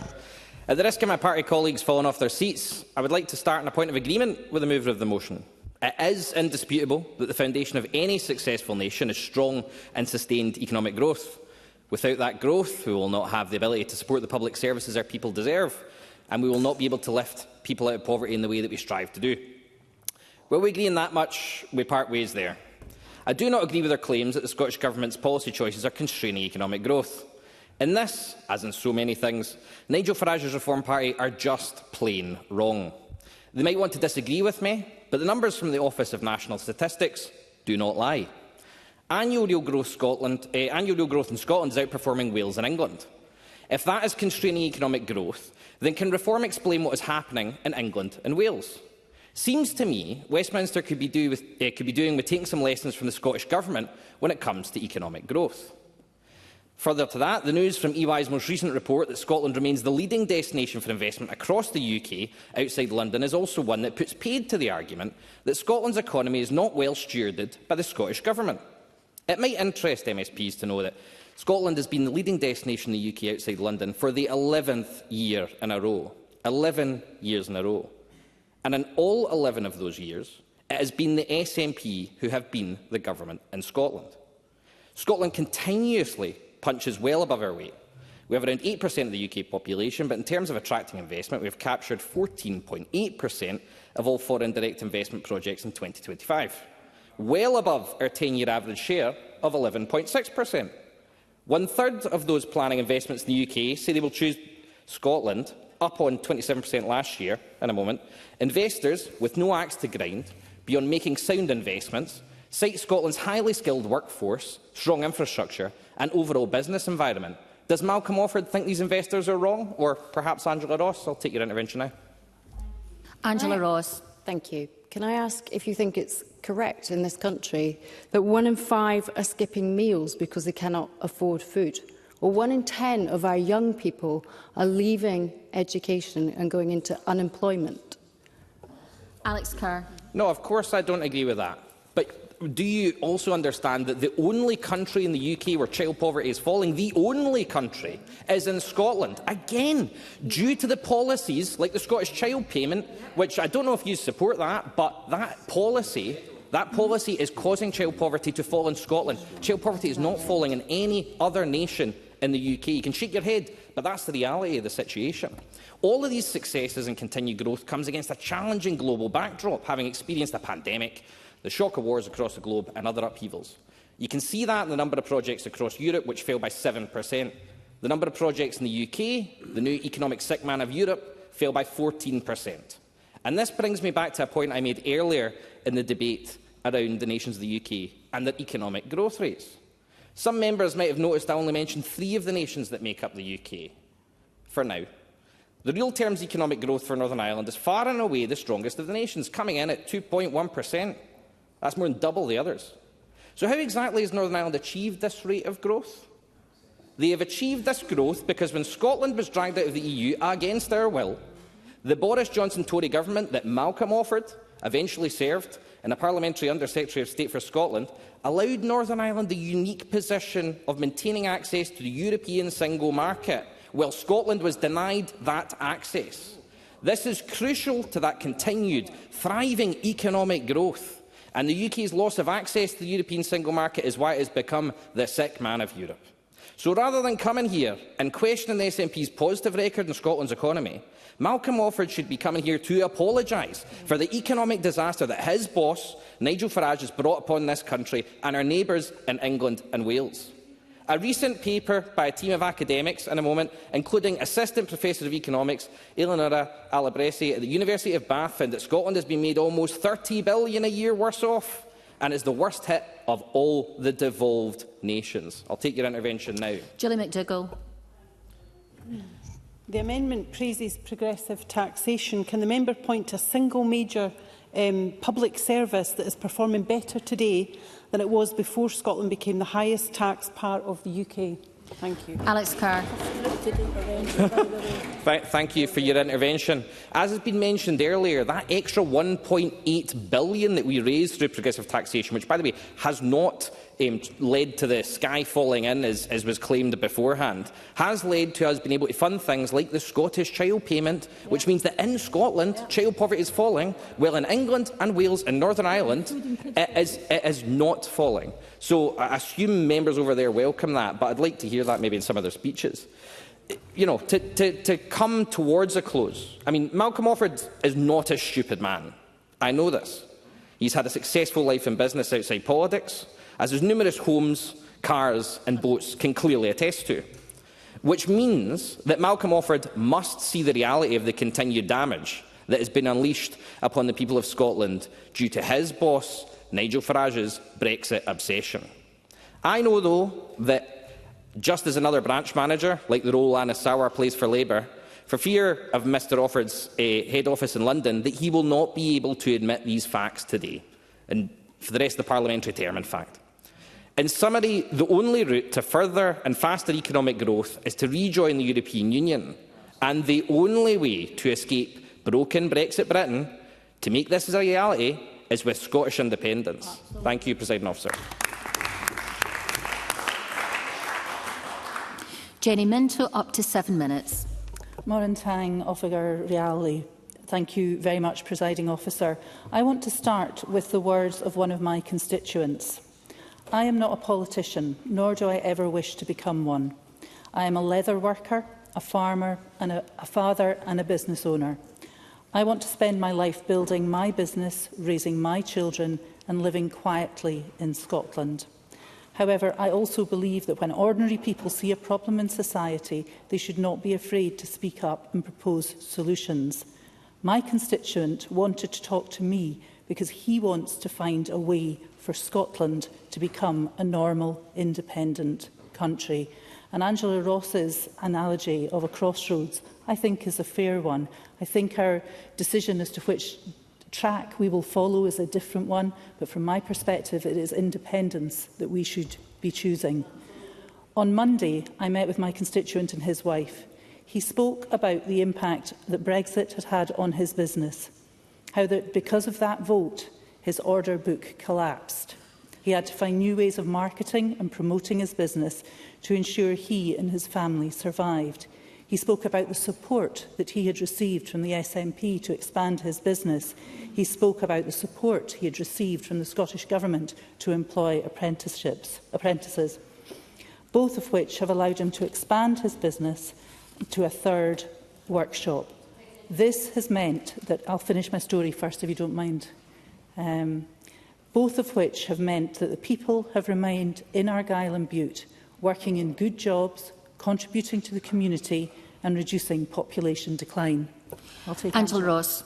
Thank you. Thank you for giving way. I just want to ask, do you not think that the 2014 referendum would not have taken you out of Europe in the same way that Brexit did? You would have caused your own Brexit. Jenny Minto. Thank you, Presiding Officer, and thank you for your intervention. No, I don't. I believe that Scotland is a country that will be welcomed into the European Union. We have the most amazing resources, whether that's people, whether it's our landscape, whether it's the universities, whether it's the businesses, whether it's the university, whether it's the energy, but also from a strategic point of view, Scotland is incredibly important to Europe. We spoke about the benefits of living in Argyll and Bute and how Scotland will be the best independent country in the world. Now, this is not the empty rhetoric that I have heard this afternoon from Reform.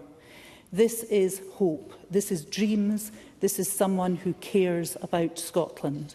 Now, like others had noticed, I hadn't intended to speak in this debate, as I don't do the dog whistle politics that some people like in this chamber.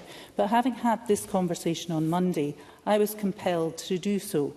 So politely, I would suggest to Reform UK that this motion is an insult to hard-working Scots, whether they work in our schools, our hospitals, our small businesses. The utter negativity of the motion shows a complete lack of awareness of the amazing stuff that is happening across Scotland. And if I may touch on a couple of these. The Reform motion mixes up net zero policies, as my colleague Jackie Dunbar has talked about. It says that net zero is harming individuals' opportunities and economic growth. Now, if any of the Reform members had spoken in my colleague Maggie Chapman's debate on university education, they would have heard me talk about the Scottish Association for Marine Science. That's in Oban, in my constituency. Scientists there are doing lots of things. They are examining the life cycle and behaviours of sea lice in order to tackle one of the main issues in finfish aquaculture, using underwater robotic vehicles to identify entanglement risks to aquatic mammals, restoring many of the bottlenecks in the emerging seaweed farming industry and providing crucial marine mammal data for marine renewables, using net zero as a way to employ people and improve our businesses.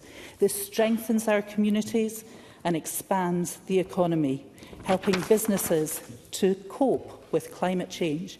And also having a world-class marine science research centre like SAMS has allowed Highlands and Islands Enterprise to develop its European Marine Science Park, bringing specialist companies in high-growth sectors to the area, improving repopulation in my constituency. Now, Angela Ross, you talked a lot about education, and I have to say there's one thing that I agree with you about, but you're contradicting one of your fellow party members, in my opinion. I agree with you. Arts is not an optional extra.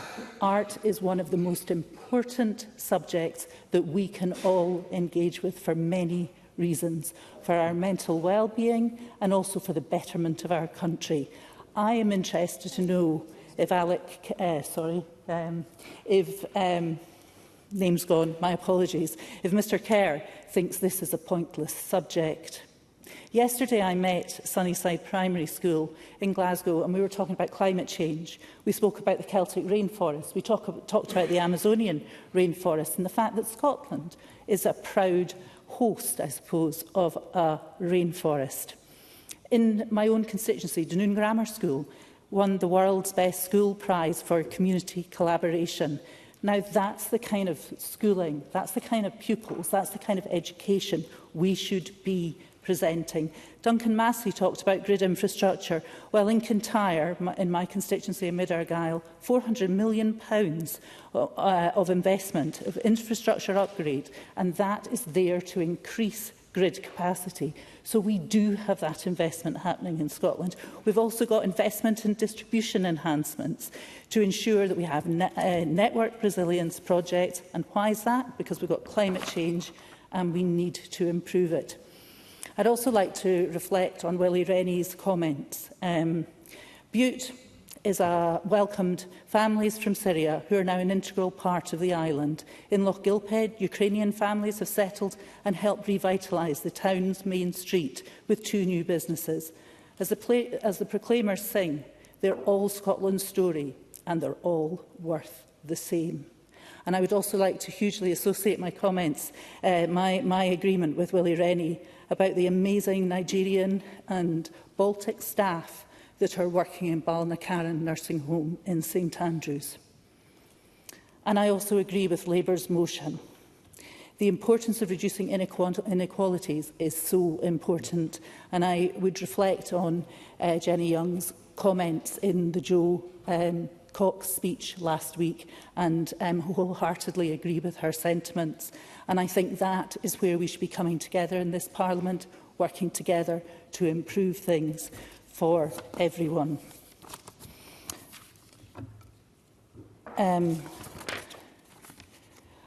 Oh, I've lost my final page. Oh no, I've never done that before. The members should be bringing her remarks to a close. I am about to. I think this is how we improve things, not by the constant negativity we hear from the blue benches on my left.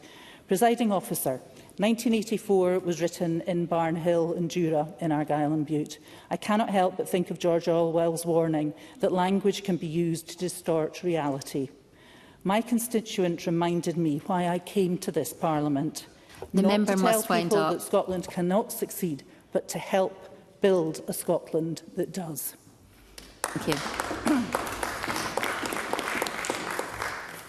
We now move to closing speeches, and I call on Alex Cole-Hamilton, who has up to 5 minutes. Thank you very much, Presiding Officer. Presiding Officer, this was an opportunity for Reform to prove everybody wrong, to pepper the chamber this afternoon with speeches measured in tone and full of bright ideas to fix the things that are wrong in Scotland. But we've heard none of that today. As Maya Angelou reminds us, when someone shows you who they are, believe them the first time. Language matters, and I was really struck by something Jackie Dunbar said when she referenced the language that we've heard from Reform. And Lord Offord often talks in the same breath about the idea of cohesion, and then talks about strangers, fighting-age men, our people. And then I reflect, and I make no causal link between this and the attacks in Edinburgh on the weekend, but we did hear that half-naked man wielding an axe, shouting about protecting our country. Let that sink in. Because language of displacement, of othering, is the antithesis of the cohesion that Lord Offord speaks about so regularly.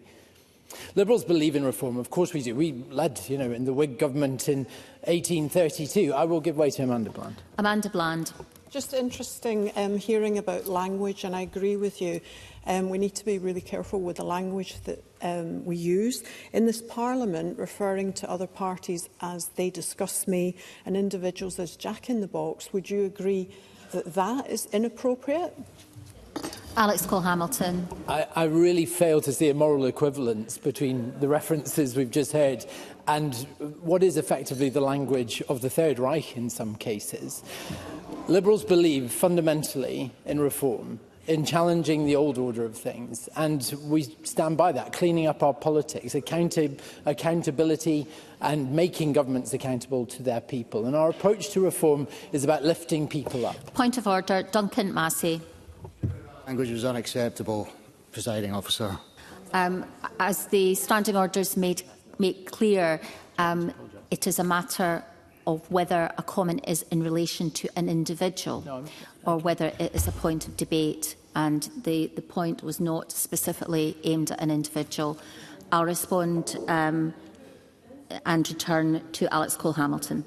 Presiding Officer, I think it's important to address that. When you talk about displacement and othering, that is the language of the Third Reich. I meant no inference that there was any suggestion or implication that the Reform adopt the policies of the Third Reich, but we've got to be very careful when we talk about displacement, replacement theory and othering, which is happening on a widespread basis as the Overton window has shifted. I apologise if people have taken offence to that. If I can get the time back. Daniel Johnson. I'm very grateful to the member for giving way. I wonder if you might agree with me, is that while parties or individuals may not be fascist, they do need to think about whether they might be enabling those that absolutely do proclaim and explicitly pursue fascism. Alex Cole-Hamilton. I absolutely agree with Daniel Johnson. The struggle for progress and equality is never truly won. We have to win it with every generation. We see in the rhetoric the measure of the challenge that falls to our generation. Liberal Democrats believe in fixing what's broken, and let's talk about the things that we need to reform. And one of the things that absolutely is broken is our climate. And I have heard several speakers from the Reform Party talk about the climate emergency as if it isn't a real thing. Net zero is part of how we fix it. And it's not incompatible to support jobs in the North Sea, but recognise that we have a duty as a nation to play our part in driving towards net zero, because climate change is the final boss of the 21st century. If Reform don't like the migration crisis that's been caused by war in continental Africa and other places like that, then they are going to be horrified by the migration crisis that happens as a result of climate change making large parts of our world completely uninhabitable. We also talk about aspects of our economy being broken. Of course that's true, and we need to reform things like planning, skills and housing to make sure that it's easier to build things here, to invest in Scotland, that we've got the skills pipeline that we need, and making sure that there are places for those people to live, and that we build things again, we think things again, that the founders who create businesses in Scotland are encouraged to keep them in Scotland, employ Scottish people, and make sure that they are sustaining the economy that then funds our public services.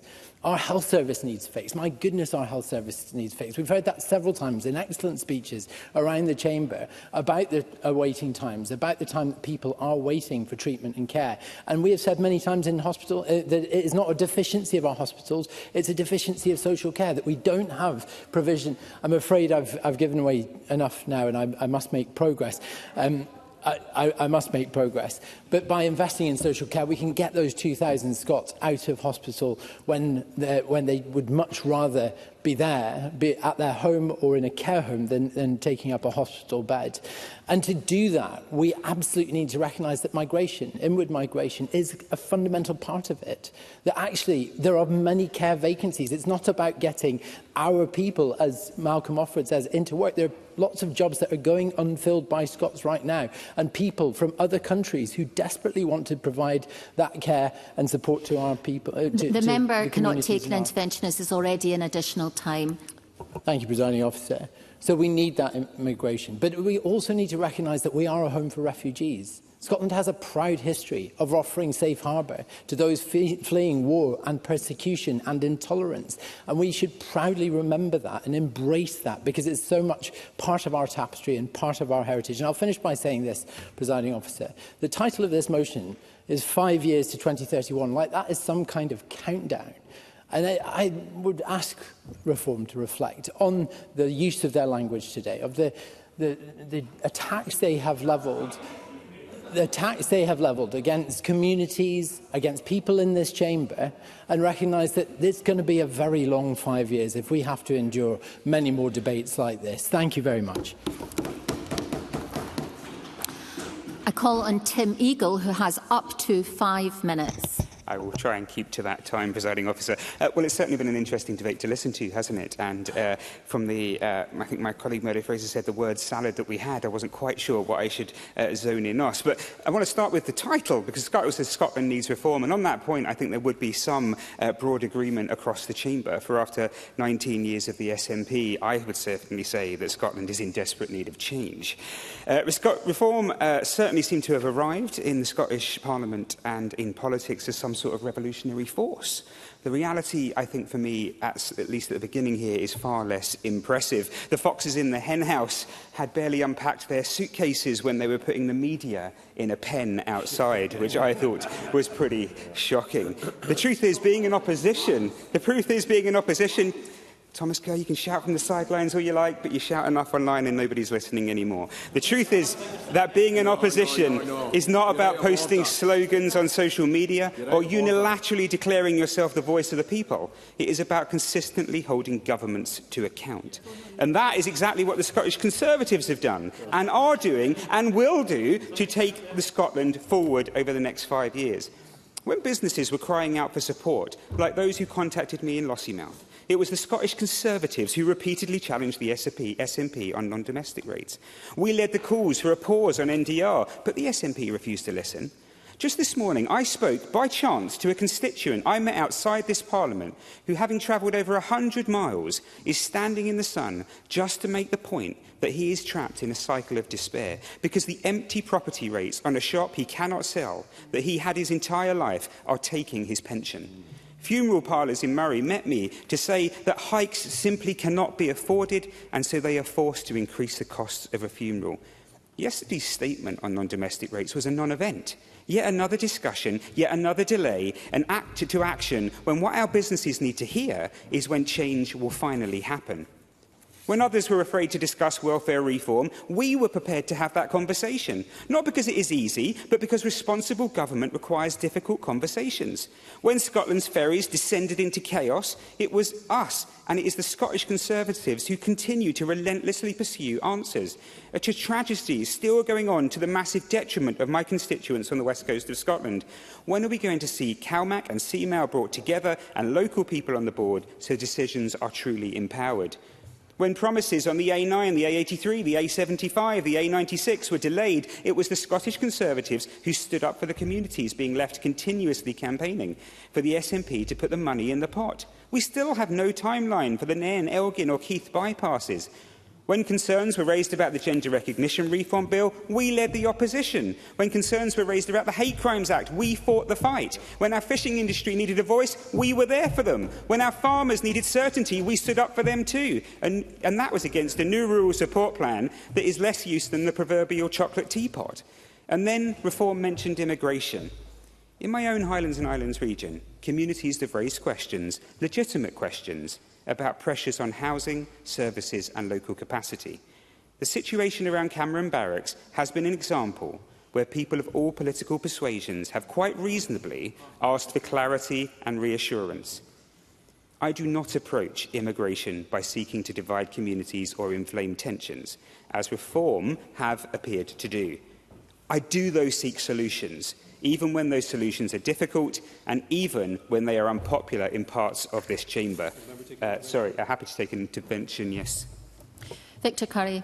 Thank you, Deputy Presiding Officer. Britain is a multiracial country with people of all backgrounds that call this their home. And when we have uncontrolled, unmanaged migration, those additional numbers create pressures on our hospitals, in our schools and elsewhere that are felt by people of all backgrounds. Those are the people we're standing up for, and the only people talking about race are other parties, not Reform. Tim Eagle. I think you have to inwardly reflect on what you've just said, because that is not what I think believe me, I don't want to back up any other party in this chamber, but I think there is the point here that actually even what we heard from the Liberal Democrats and Labour today was that actually your language is different to that outside of this chamber. What you are saying outside is inflaming tension in a way that we don't need. The language you are using outside, the language Thomas Kerr, who was shouting me a minute ago, is using online, the language that your leader down in London is using, Nigel Farage, is horrendous. It is bad language.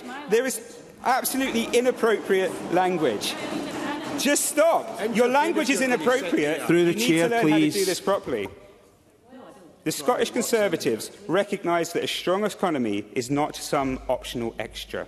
It is the foundation upon which everything else depends. And this is, I do agree with Reform on, I do agree with others on. It's all about the economy. Good public services require a strong economy. Good jobs require a strong economy. Rising living standards require a strong economy. That means being prepared to think differently. Scotland definitely does need reforming. But reform is not a slogan. Reform is not a marketing exercise. Reform is not a newly arrived party self-righteously declaring itself the answer to every question. Reform is in the hard, often unglamorous work of challenging failure, standing up for business, supporting communities and demanding better from this government. That is what the Scottish Conservatives have done. It is what we are doing today, and it is the common sense we need if we want a brighter future for Scotland. Thank you, Presiding Officer. Thank you. I call on queue Manny Vannon. 7 minutes, please. Thank you, Presiding Officer. I'd like to say that I'm grateful to speak for this motion, but honestly, I'm just a bit bored. It's one that manages the considerable feat of somehow being simultaneously vague enough to mean nothing and then specific enough to be so wrong as the trans immigrant in the room. But more importantly, as an educator, I feel almost that I have a moral or civic responsibility. But also as a writer, I believe in examining authorial intent. The motion's likely author, Nigel Farage, isn't in the room, but seeing as he's not here, Presiding Officer, we'll settle for Malcolm Offord, the ex-Lord Offord of Garvo, who may take some time adjusting to the acoustics that do not come with upholstered red benches, but he's a man who told Scotland during a cost-of-living crisis about his 6 homes, his 5 cars and his 6 boats, as though he was speaking at an estate inventory rather than the political stump. Though I note for those in Inverclyde, which itself refused to vote the member in, for those who cannot afford one home, let alone 6, hobbies in the English Channel feel somewhat remote. The motion itself, and I'd say the standard or lack thereof that it sets, is simply just sad. It calls for evidence-based policy that commands broad confidence, so let's apply that test. On net zero, the motion warns that environmental policy risks delivering net zero economic growth, a striking position from the member himself who, in his maiden speech to the House of Lords in January 2022, declared, and I quote, that COP 2026 proved our leadership still counts as we show it is possible to simultaneously grow our economy while cutting our emissions. And that the UK had, within quotes, the capital, the brains and the political will to meet the climate challenge. When challenged on this during the campaign, he said he was never enthusiastic, that he would simply reading lines that he was given as a minister and added in infinite scientific precision that the world heats up and cools down, so I don't want to get into an argument about science. This overheated, sweaty Parliament chamber cannot afford that position. The world's heating up. And as a man who disowns his own words, the moment they become inconvenient is not really a reliable guide to evidence-based policy. Now to the immigration passage of this motion, because the contradiction here is just embarrassing and shows a degree of inefficiency and ineptitude that even the most hard-pressed migrant wouldn't be guilty of. The motion begins by expressing concern about illegal immigration and calls for action to reduce incentives for illegal immigration. One sentence later, without a definition, without a distinction, it pivots to restricting non-citizens from accessing social housing and Scottish welfare. Presiding officer, illegal immigrants and non-citizens are not the same people. They are not the same legal category. They are not the same policy problem. And conflating them isn't just an oversight, it's reform's entire political strategy. The people most affected by further restrictions would not just be those who arrived here illegally. They would be EU nationals with settled status, migrant NHS workers, care workers, teachers, and skilled workers on visa. The people the member's own manifesto acknowledges that Scotland needs. There is no definition offered, just non-citizen, a category so broad it encompasses almost everyone in Scotland who was not born here, the overwhelming majority of whom who are entirely here lawfully and paying into the system that they are being threatened with exclusion from. This motion says it wants to tackle illegal immigration. What it actually proposes, however, would fall on legal and skilled migrants. This is not a policy for controlling borders. It is a policy for making Scotland hostile to foreign-born people in general, and this chamber should say so plainly. In the member's own record on immigration, he says he supports controlled immigration, but his own manifesto calls the Conservative years of 2021 to 2024 the Boris wave of destructive mass immigration. The member served as a minister throughout that entire period, appointed by Boris Johnson, reappointed by Liz Truss, reappointed by Rishi Sunak. If the Boris wave was a scandal, he was the minister who sailed on it, with all of his 6 boats, presumably. And on immigration statistics, when the member appeared on Question Time in December 2025, he claimed that only 1 million people came to the UK in the entire 20th century. The Ferret rated this false. He said there's not a single turbine blade made in Scotland in this very chamber a few moments ago. That's false, 23% are. They say they don't agree with controlled immigration, but want me to be deported, apparently. They say they want immigrants to work, but they don't want to give them the right to work. They want to fix the care sector, but they want to cut health visas for skilled carers. They want cohesion, but won't support ESL courses for migrants. On social cohesion, the member and his party cower in fear of trans people who constitute 0.44% of Scotland's population, make homophobic jokes about George Michael and his bereaved partner at a rugby club dinner, while ignoring Reform's own Aberdeenshire by-election candidate, who reportedly made social media posts about women's jaws hurting 2 minutes into oral sex. Shameful.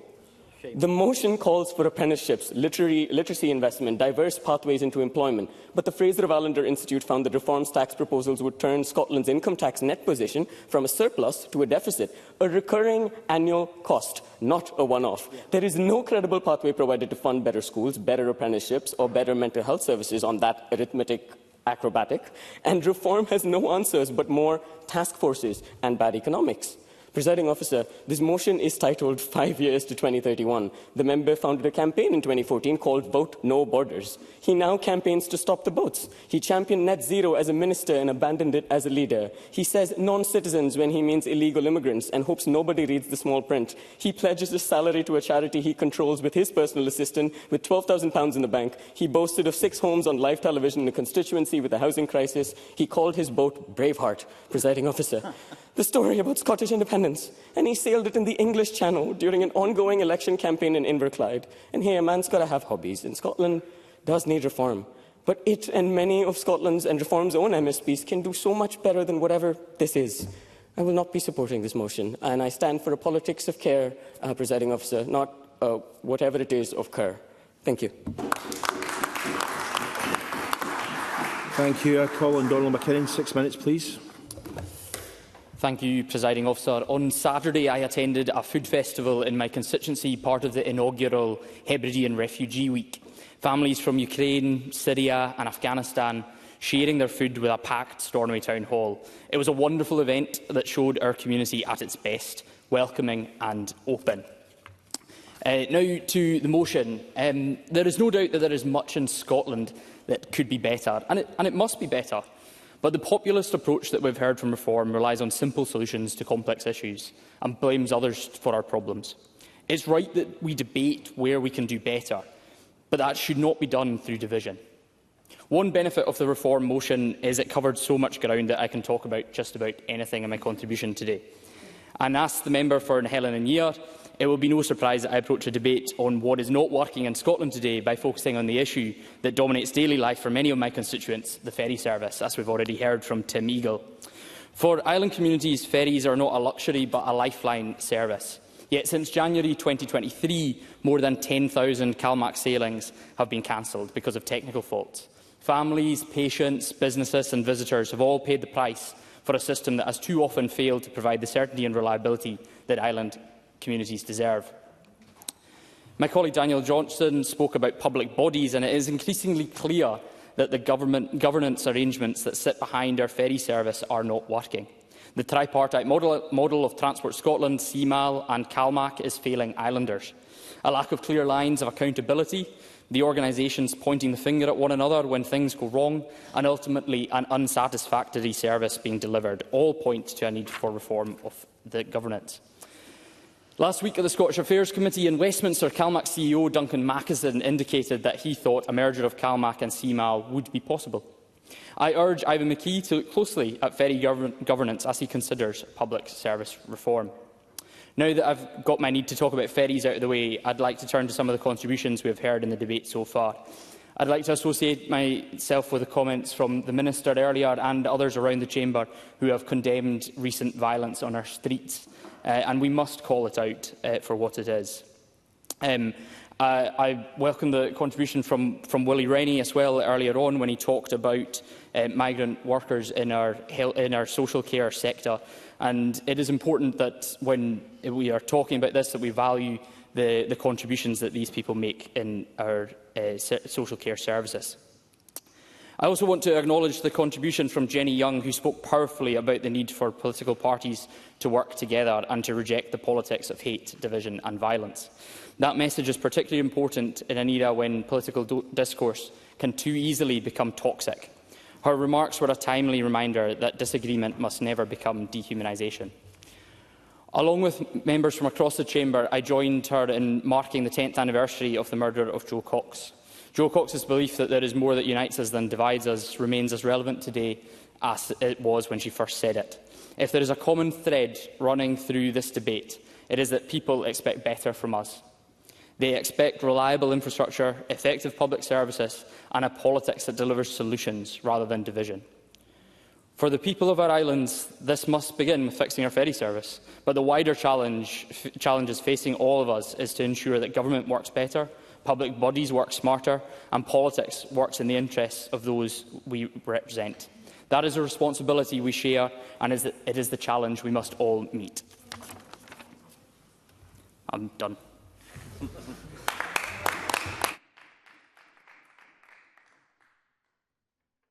I now call on Shirley Sybil to 10 minutes, please.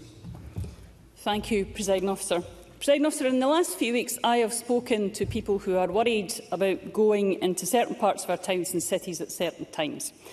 Why? Because of the colour of their skin, their beliefs, their background, their way of life. And this is not something which is solely impacting on our largest cities. Social media makes sure of that. This cannot, must not become normalised, excused in any way. And I start with this point, Presiding Officer, because we have in the course of this debate heard speeches which have stoked tension and bred division. And words do matter, as many contributors have said today. Words used in our national parliament matter in particular. And I would call out once again the members, particularly in Reform, in fact only in Reform, who have used this debate and others since the election to sow further seeds of division in our society. Because if history teaches us anything, Presiding Officer, it's that words have consequences, not just on how people feel about themselves and their place in society, but also become words can be seen as an encouragement for action, for intimidation, for attacks, for further division. And I will call that language out every time. I will in a moment, if you let me make some further progress. Daniel Johnson, I think, made an excellent contribution, a heartfelt contribution, which I would pay tribute to. He called out Reform's language, and he called out the fact that Malcolm offered and others stand up and say they condemn violence in the chamber. But that doesn't make up for everything else that is said by Reform members, both in here and outside. It doesn't make up for what is inferred, and it doesn't make up for when they stay silent. And I would pay particular attention to the contribution also made by Tim Eagle, when he rightly called out the Reform's double standards, both in here and elsewhere. And I also want to pay particular tribute to the very moving speech by Jenny Young and her reminder once again about Jo Cox and 10 years since her death. I didn't have the opportunity to sit through her members' debate, but I have listened back to some of the speeches. It was a very powerful members' debate, and I thank her for bringing that debate to the chamber. She's right today to point to the fact that whatever politicians or tech giants say and see as just words, other people see as a call to action, and they must reflect on that. And on that point, I'll call Thomas Kerr. Thomas Kerr.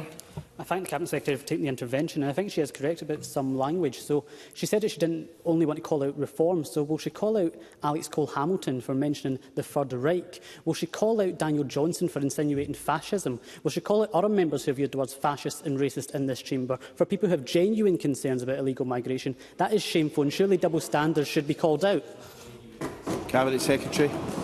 Well, I think the members that he mentioned did respond to those points during the debate, and I think it is particularly rich and deeply ironic for somehow Reform to come to this debate and somehow count themselves as the victims and the people that are hard done by. Presiding Officer, the irony is not lost on me. Presiding Officer, Willie Rennie was quite right to say that there are difficult issues that we do need to discuss, both in this chamber and as a society, and he's quite right. But also what I think we need to point out, and we shouldn't confuse the two, and I know that he doesn't, is we also need to point out when people use disinformation, deliberate disinformation, to provide for fear and disharmony in our society. And I think that's a good point to bring in Helen McDade as well.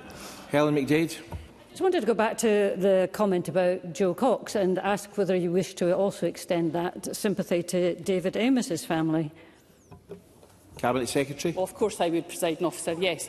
Presiding Officer, I think some of the level of disinformation in this debate has been truly outstanding. I think the most ridiculous is that somehow there is apparently some grand establishment plan to indoctrinate our children in nursery. But we also have what's mentioned in the motion about housing. The motion would have you believe that people are queue jumping into social housing or being erroneously supported through the benefits system. And I would point to the fact that I published a statement jointly with Shelter Scotland on 12th of June, correcting inaccurate claims made in recent Reform Party commentary and highlighting that refugees do not receive priority for housing over other households facing homelessness. We have strong homelessness rights in Scotland, and I am proud of that. But our housing rights apply equally to all of those who are homeless through no fault of their own. And Shelter Scotland support our position, noting that these rights protect us all, and any backward step weakens the rights for all of us. Briefly, yeah. Patrick Harvey. I am grateful, and I recognise that obviously regulation of areas like social media is out with the control of the Scottish Government. But does the Cabinet Secretary accept that across a range of different portfolios there is a need for the Government to adopt a coordinated disinformation strategy? Individual bits of it are happening, but I don't believe they're joined up enough to be effective yet. Cabinet Secretary. I think Patrick Harvey has pointed to something which the government needs to reflect on, and I think we all need to reflect on, is how we deal with that disinformation, not just as a government, but I think working with third sector partners, as we did with Shelter in that example that I gave. And it's something that I am, and I know other ministers are, given very serious reflection on. Presiding Officer, George Adam and others talked about Brexit. 10 years since the Brexit referendum, and new analysis by the University of Warwick on regional economic impacts of Brexit indicates Scotland is the hardest hit devolved nation, with a 9% gross value added loss by 2023. Again, Presiding Officer, the irony of the architects of Brexit coming here to this chamber, wringing their hands about the state of the economy, is something which I find deeply offensive. Also offensive is this discussion about migration, without the reflections of, as Michelle Campbell, Jenny Minto and others have spoken about, is the fact that Scotland needs people. Scotland needs migration. Migration is vital for supporting our sustainable communities, our economies and our public services in Scotland. And Scotland should also be a welcoming nation in terms of refugees and those seeking asylum. We have a long and proud history of offering safety and sanctuary to those fleeing war. It's our international obligation. It is also our moral obligation, and we are right to do so. Presiding Officer, we need to think very carefully about how we conduct ourselves in this chamber.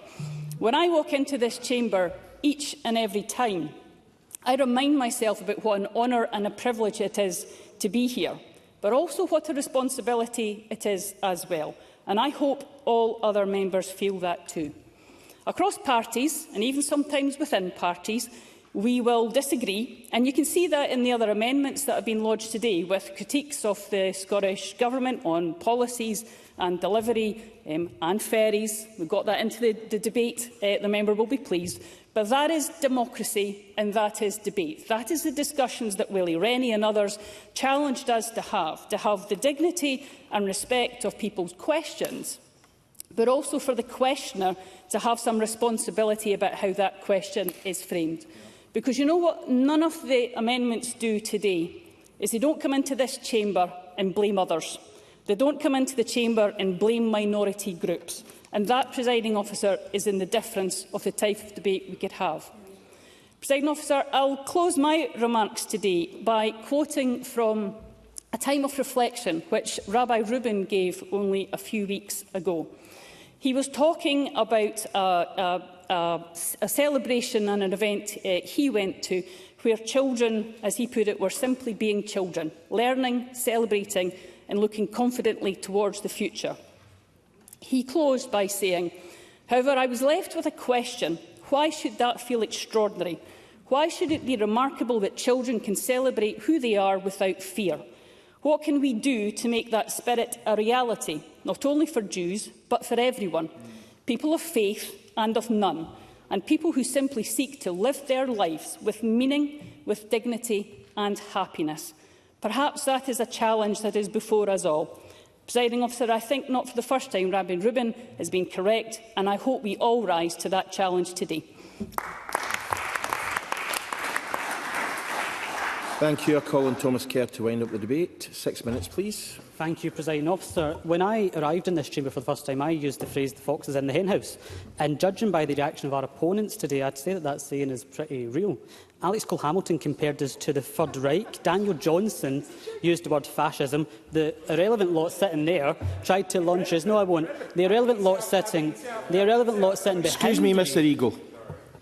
The irrelevant lot sitting behind me had dare lecture us about how good an opposition have been without a hint of irony of where they now sit and how far they've fallen down in the polls. And we were lectured about grievance and division by the SNP. You really could not make it up. A party whose whole thing is about division is lecturing us on it. You couldn't make it up.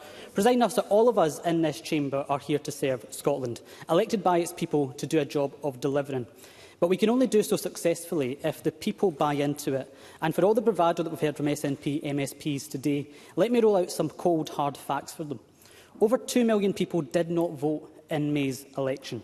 The SNP won under 900,000 votes, and they're down 10% since 2021. And they lost 6 seats. Now, I'm not saying this to be gleeful. They did win. I'm saying it because there is a growing disillusionment out there in the country against politics and politicians. Scotland is hurting. And inside our forgotten working class communities, they feel abandoned by a political establishment that has ignored them.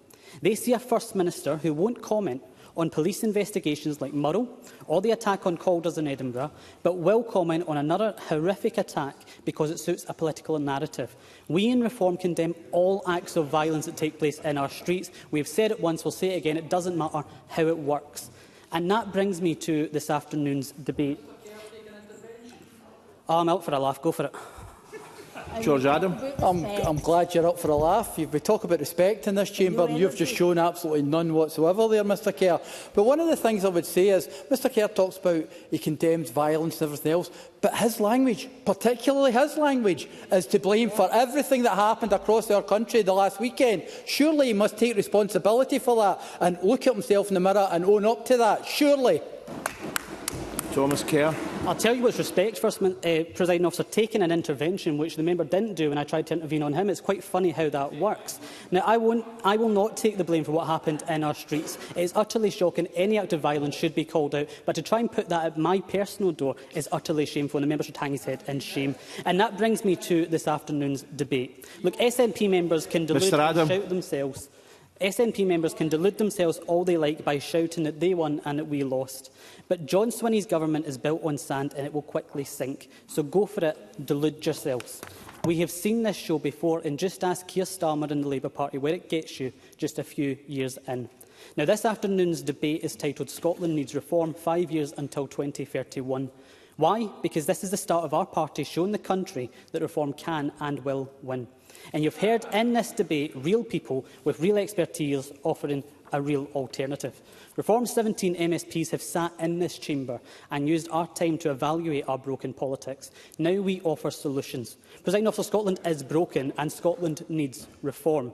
And nowhere is that truer than Scotland's broken housing system. Housing is one of the biggest issues facing Scotland today, not because politicians talk about it so often, but because ordinary people are living with the consequences of SNP failure on housing. Successive governments have failed to build enough homes, failed to plan for the future demand and failed to put the interests of local communities first. What's the result of this? A housing system that is under immense pressure. Waiting lists are high, temporary accommodation numbers are high, homelessness is high, private rents are high, and the list goes on. Yet too often, when these concerns are raised, politicians reach for the excuses rather than solutions. Scots deserve better than that. The truth is that housing is governed by one unavoidable reality: supply and demand. If demand rises faster than supply, pressure increases. If more people require housing than there are homes available, waiting lists grow. That is just simple maths. I'm going to make some progress. And that is why Reform Scotland believes we must have an honest conversation about local connection and housing allocation. Because people who have spent years contributing to a community should not feel like strangers in their own communities. People who were born in an area, people who work there, who pay their taxes, who volunteer there, who raise families there should know that their connection matters. A local connection must carry weight. Unfortunately, too many people across Scotland feel that their concerns are dismissed the moment that they are raised, particularly when those concerns relate to migration and asylum. Now, let me be clear. Compassion and common sense are not mutually exclusive. A country can be compassionate while also recognising political limits. And for years, too many politicians in this chamber have refused to engage honestly with the housing issue, and now the public is feeling the consequences. What they should not receive is condemnation for asking perfectly reasonable questions. The truth is that Scotland's housing challenges cannot be solved by pretending difficult issues do not exist. They can only be solved by action, and that means building significantly more homes, no more broken promises. It means recognising that every housing policy must begin with the people already here who are struggling to find a place to call home, because government exists to serve its citizens, and that should be the starting point of every decision made in this chamber. The interests of Scottish residents should come first. So Reform's position is straightforward. Build more homes, prioritise local connection, restore fairness to the housing allocation, recognise the pressures created by rising demand, put the people of Scotland first, not prioritise strangers who broke the rules and jumped the queue to get here. Presiding Officer, Scotland is broken and Scotland needs reform. Reform has arrived in this chamber. Back our motion and let's get to work. Thank you. That concludes the debate on Scotland Needs Reform, 5 years to 2021. 31.